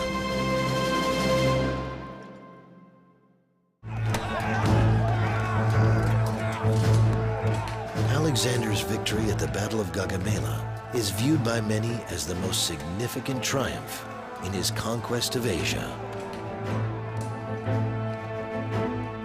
After the battle had ended in this way, the authority of the Persian Empire was regarded as having been completely overthrown. Alexander was proclaimed King of Asia, and after offering splendid sacrifices to the gods, he proceeded to reward his friends with riches, estates, and governorships. Within 4 months of his victory at Gaugamela, in January of 330 BC, Alexander takes over Darius' palace and the city of Persepolis in ancient Persia. Now, all of Persia, its capital city, and literally tons of gold and silver bullion belong to Alexander. The minimum estimate is of 180,000 talents of it, and you have to remember that a talent is 57.5 pounds weight. This made him the richest man in the known world. He could do what he liked He could call himself God if he wanted. It's like taking over the whole of Fort Knox one afternoon, and that treasure was evacuated and sent in a great bullion train escorted by 6,000 Macedonians. Alexander described Persepolis to the Macedonians as the most hateful of the cities of Asia and gave it over to his soldiers to plunder. The Macedonians raced into it, slaughtering all the men whom they met and plundering their residences. Such was their exceeding lust for loot that they fought with each other and killed many of their fellows who had appropriated a greater portion of it. Some cut off the hands of those who were grasping at disputed property, being driven mad by their passions. Basking in the spoils of victory, Alexander remains with his army at Persepolis 4 months before continuing his conquest of Asia. Alexander had some great natural gifts, but all those were marred by his inexcusable fondness for drink. At a daytime drinking party, a courtesan claimed that if Alexander gave the order to burn the Persian palace, he would earn the deepest gratitude among the Greeks. The king was enthusiastic. "Why do we not revenge Greece, then, and put the city to the torch?" Alexander took the lead, setting fire to the palace, to be followed by his drinking companions. Such was the end of the palace that ruled all the East. The Macedonians were ashamed that a city of such distinction had been destroyed by their king during a drunken orgy. As for Alexander, it is generally agreed that when sleep had brought him back to his senses after his drunken bout, he regretted his actions. By the summer of 330 BC, there is little doubt, at least in Alexander's mind, that he rules Asia. But it isn't enough for Alexander to control Darius's kingdom. He passionately continues to pursue Darius, not to kill him, but to take him prisoner. It was, I suppose, the ultimate in legitimizing. The previous ruler recognizes him not merely as the conqueror, but as the natural monarch of Persia, and almost abdicates for him. How long he would have lived after that, we don't know, but I'm sure that was the thinking behind it. The other important reason for getting his hands on Darius, either dead or alive, was to make sure, and alive is better than dead, to make sure that no pretenders pop up. He's fighting against a culture that is used to having pretenders pop up and say, "I'm Darius. No, I'm Darius. No, I'm Darius." And the reason why this could occur is because there's no ABC, NBC, CBS, there's no CNN, there's no C-SPAN. The only way you could be absolutely certain that you had gained control of the king of the previous dynasty and say, "We're done with this dynasty," is to have him alive in your possession. When Alexander learns Darius is heading north, he again takes up the chase. So rapid was the march that many of the men, unable to stand the pace, dropped out. A number of horses were worked to death, but Alexander pressed on, regardless of loss. At this juncture, 2 important persons in Darius's army sought an interview with Alexander. They reported that Darius had been forcibly seized and put under arrest by his own commanders. Bessus, one of his generals, had assumed power in his place. Instantly, Alexander was on the march again, with greater rapidity than ever. June 330 BC. Alexander's army marches day and night to catch up with the Persian army under the control of Bessus. Within 2 weeks, Alexander has the Persian troops in sight. Even though the Persian army is still far greater in number than that of Alexander, thousands of Persian soldiers surrender. Bessus, however, would not allow such a fate for Darius. Bessus and his fellow conspirators came to Darius's wagon and started urging him to mount a horse and flee to escape his enemy. Darius, however, declared that the gods had come to avenge him and, calling for Alexander's protection, refused to go along with the traitors. At this, they were furious. They hurled their spears at the king and left him there, run through many times. They also maimed his animals to prevent them advancing any further. Deprived of their leaders, the barbarians scattered wherever hope or panic directed them. With the great and powerful Darius lying severely wounded, only time would dictate whether Alexander would be able to capture him alive.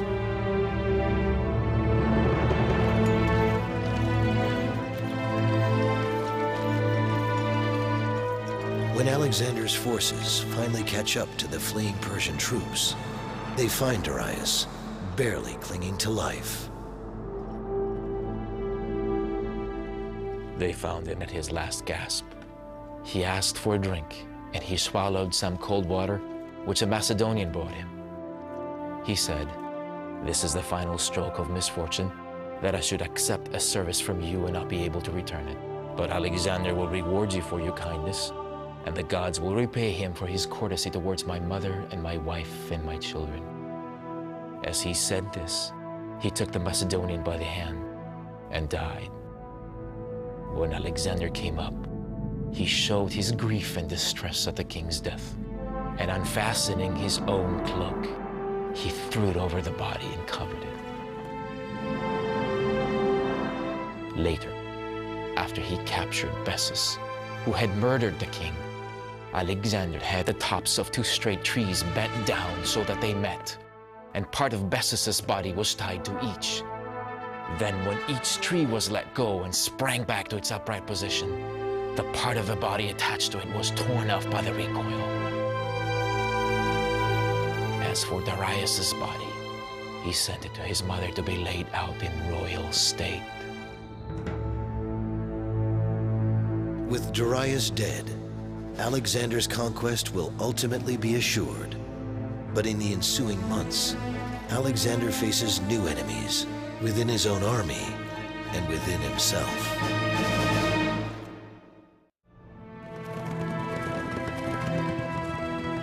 With Persia under Alexander's control and King Darius dead, the mission of Alexander the Great is essentially complete.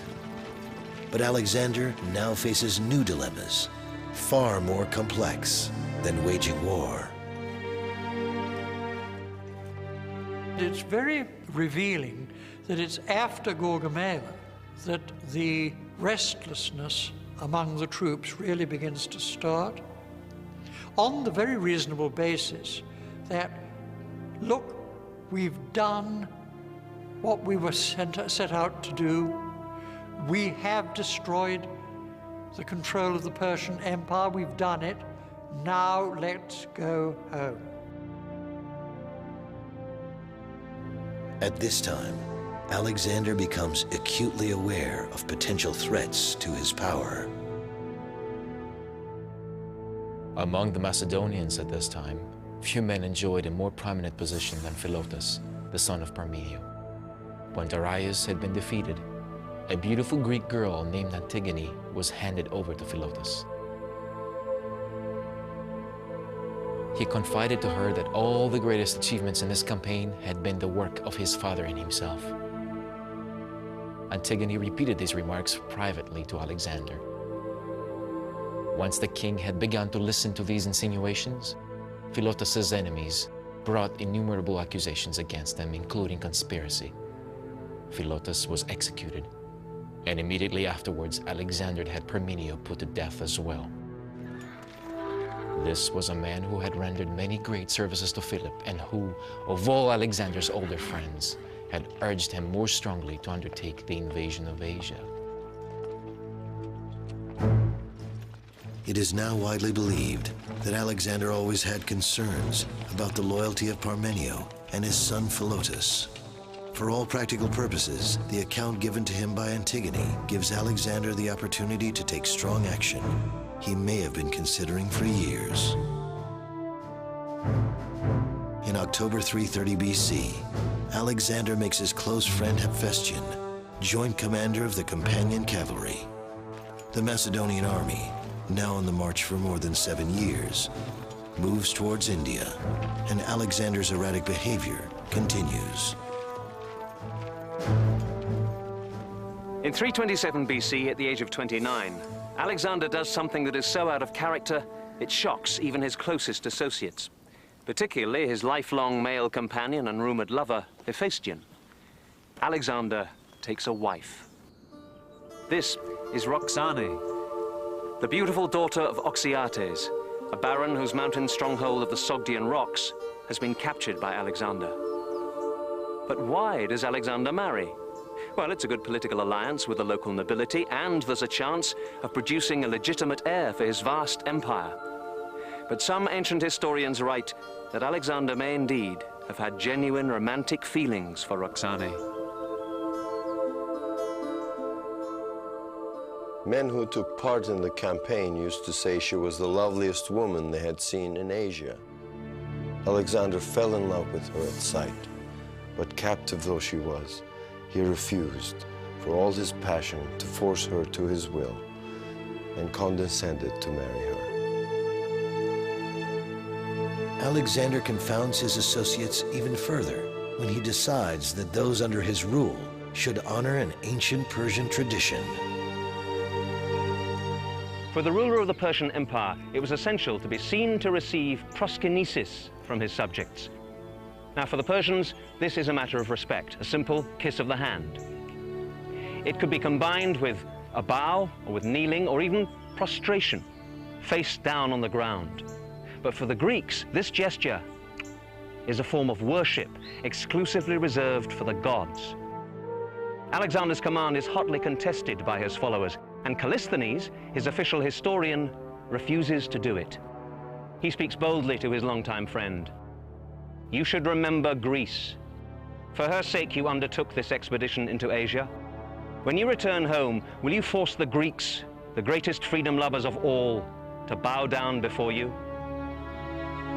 From this point, Callisthenes loses the favor of Alexander, and as so many have discovered before him, that can be a tragic mistake.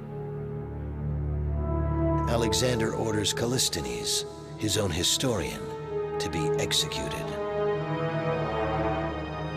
All it meant to Alexander was that here was this damned intellectual who'd served his purpose and was now becoming a nuisance and was therefore expendable. And being expendable, he was thereupon expended. Alexander's desire to pursue Persian tradition slowly evolves into a life of hedonism. He clearly saw himself as a god, and he was being treated as a god. People have been reluctant to believe this because they think of Alexander through modern lenses. No one these days thinks of himself as a god unless he's nuts. But what of Alexander?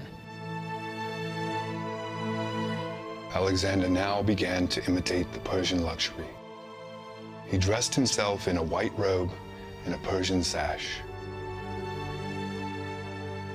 He added concubines to his retinue in the manner of Darius, in numbering not less than the days of the year and outstanding in beauty. Each night, these paraded about the couch of the king, so that he might select the one with whom he would lie that night.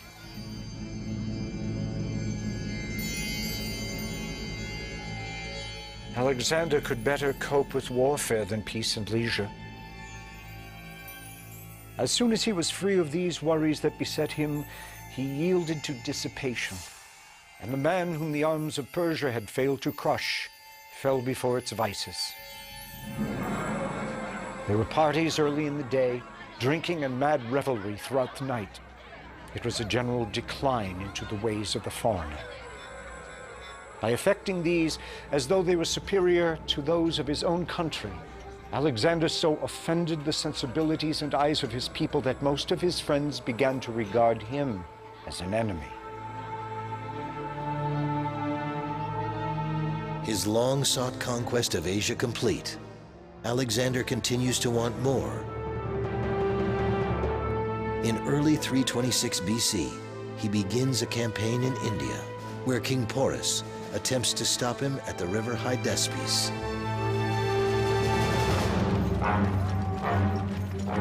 Alexander's forces find themselves fighting an enemy not riding just horses, but elephants. While the Macedonians prevail, the contest is the most difficult they have fought. A consequence of this battle with Porus was that it blunted the edge of the Macedonians' courage and made them determined not to advance any further into India.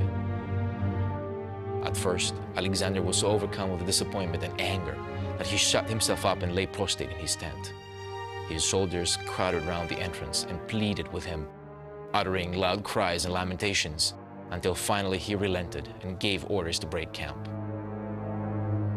Alexander was now eager to see the outer ocean.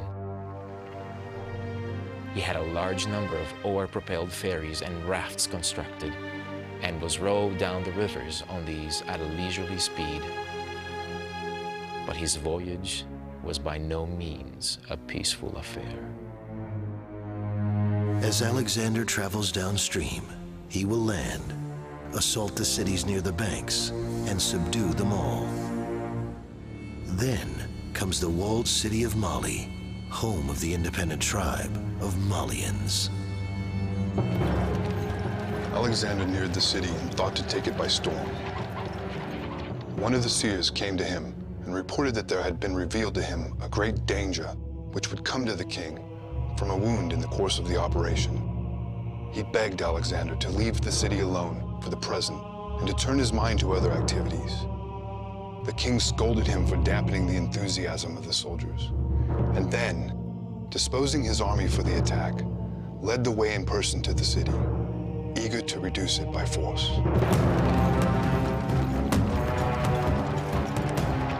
Alexander stationed his infantry in a ring around the outer defenses and moved up in close formation.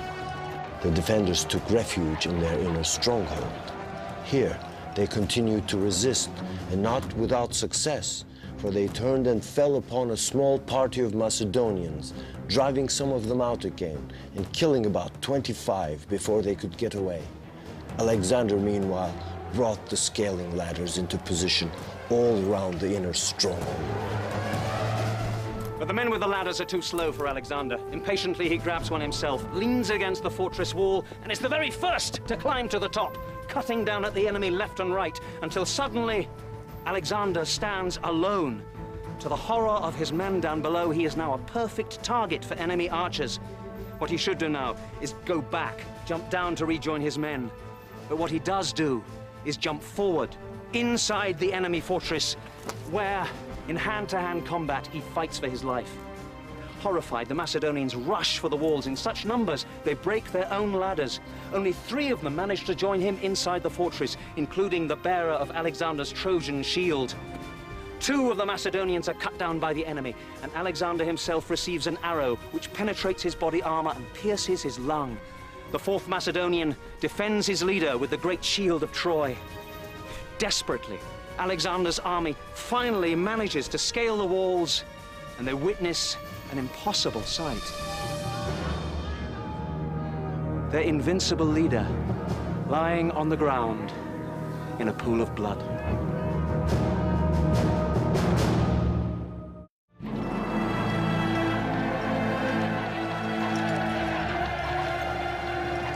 For Alexander, leading the charge to take on the enemy at Mali in 326 BC is nothing new. The wound he receives is but one of several he suffers on the fields of battle. But for the seemingly invincible warrior, this injury is different. Alexander's troops realize it is life-threatening. Immediately, the rumor ran through the camp that Alexander had been killed. Meanwhile, his attendants, with great difficulty, sawed off the wooden shaft of the arrow and thus succeeded in removing his breastplate. They then had to cut out the arrowhead, which was embedded between his ribs. When it was extracted, the king fainted away and came very near to death. Even when the danger was past, he remained weak and for a long time needed careful nursing. Slowly, Alexander recuperates. During the next 2 years, he heads his army west back towards Greece, half by land, half by sea. In July of 324 BC, Alexander suffers an even deeper hurt. His close friend Hephaestion dies of an unknown illness. Alexander is devastated. We are told that Alexander flung himself on the body of his friend and lay there nearly all day long in tears and refused to be parted from him until he was dragged away. Some have said that he had Hephaestion's doctor hanged for giving the wrong medicine. All the accounts agree that for 2 whole days after Hephaestion's death, Alexander tasted no food and paid no attention in any way to his bodily needs, but lay on his bed, crying. I think Hephaestion, because of his close personal relationship with Alexander, was one of these confidants. And when Alexander lost him, he lost a very, very close ally in developing policy. And you might even say that he begins to go downhill after Hephaestion's death, that he shows signs of losing some will after Hephaestion's death. Less than 1 year after Hephaestion dies, Alexander rests in Babylon, planning a possible conquest of Arabia, when he too becomes ill. During a 10-day period, what begins as a mild fever evolves into a mysterious, life-threatening illness. The soldiers were passionately eager to see him. Some hoped for a sight of him while he was still alive. Others wished to see his body, for a report had gone round that he was already dead, and they suspected that his death was being concealed by his guards. But nothing could keep them from a sight of him. And the motive in almost every heart was grief, and a sort of helpless bewilderment at the thought of losing their king. It is at this critical moment when the enormity of Alexander's influence is acutely felt by all who know him. It is my belief that there was in those days no nation, no city, no single individual beyond the reach of Alexander's name. Never in all the world was there another like him. And therefore I cannot but feel that some power more than human was concerned in his birth. I have admittedly found fault with some of the things which Alexander did. But of the man himself, I'm not ashamed to express ungrudging admiration. It is also at this moment when Alexander's officers begin to question what will happen if Alexander dies. Who would rule the conquered territories? The prospect of ruling such a vast empire without Alexander is a daunting one. There is no doubt among Alexander's officers that no single human being could ever take his place. The territories would have to be divided. They also know that if Alexander himself does not proclaim who will inherit which regions, fierce jealousy would rear its ugly head, resulting in wars between the very leaders who fought united under the banner of one mighty king. Would Alexander be able to defeat his illness, resume his conquest, and lead his loyal forces to even greater glory? Or would he finally prove that he is not the immortal son of Zeus by dying the death of a mere mortal?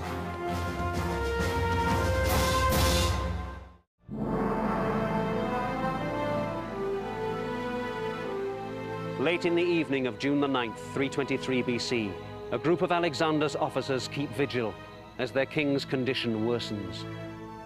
He tells them, "I foresee a great funeral battle over me. Towards the end, they gather round his bedside to ask the critical question: to whom will he bequeath his kingdom? Weakly, Alexander whispers his last words: Kratisto, to the strongest. Early in the morning of June the 10th, his eyes close forever. For centuries, historians have debated the cause of Alexander's death, from alcoholism to poisoning to compulsive self-destruction. If we're asking what killed him, you've got a whole smorgasbord to pick from. And again, funnily enough, it might be a case of all things conspiring together. He never really got over that terrible shovel-headed arrow wound that he got in India. That really nearly killed him. There is also the probably endemic malaria, whatever disease it was that he had during his last days. I feel that Alexander died ultimately because he pushed himself too hard. With Alexander, he has this wonderful military campaign and then dies. Well, for him, that's kind of a good thing for him, because I'm not sure he would have been real good as an administrator. Again, it comes back to your own personal opinion about what exactly made Alexander so great. But my feeling is that Alexander would have pushed himself until he died or burned out. And I think that had it not happened in 323, it would have happened in 321, or it would have happened in 320. I don't see Alexander mellowing out and living into an old age. Just as in life, Alexander was a powerful figure, so too in death.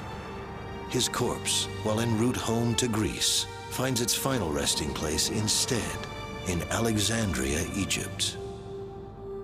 In the chaos that follows Alexander's death, his embalmed body becomes a major asset.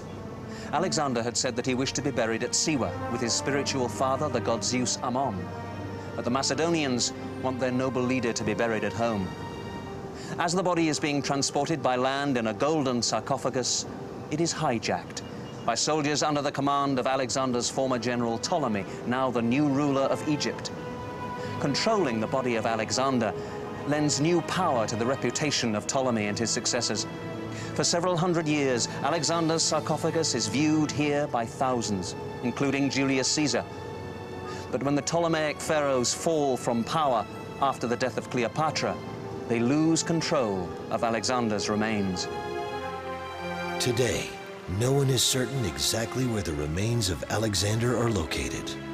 Most agree they are buried beneath the streets of Alexandria, most probably near the Mosque of Daniel. The mosque is very active, with prayer services held every day.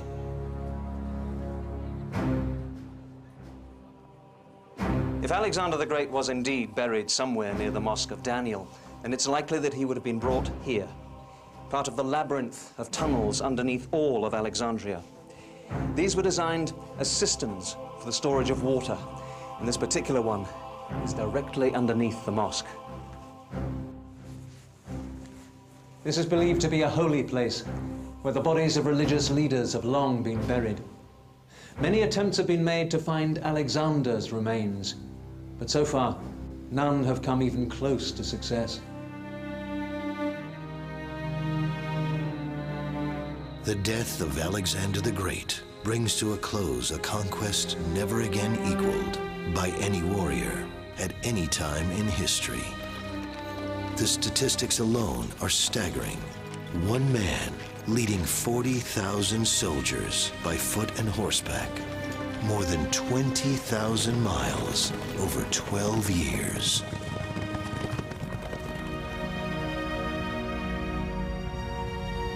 The vast kingdom, which Alexander fought so hard to build over a 12-year period, ultimately becomes divided among more than 20 rulers. Today, historians, scholars, and soldiers continue to debate the complex character of King Alexander of Macedon. Why do we call him Alexander the Great? Most agree he was the finest military commander that ever lived. He also created a cultural exchange between East and West that became a pivotal point in human history. But he gained his empire at a huge cost of death and destruction. If he had lived, how much further would he have gone? Perhaps we are fortunate that we will never know. At the end of his short life, Alexander was walking a fine line between genius and insanity.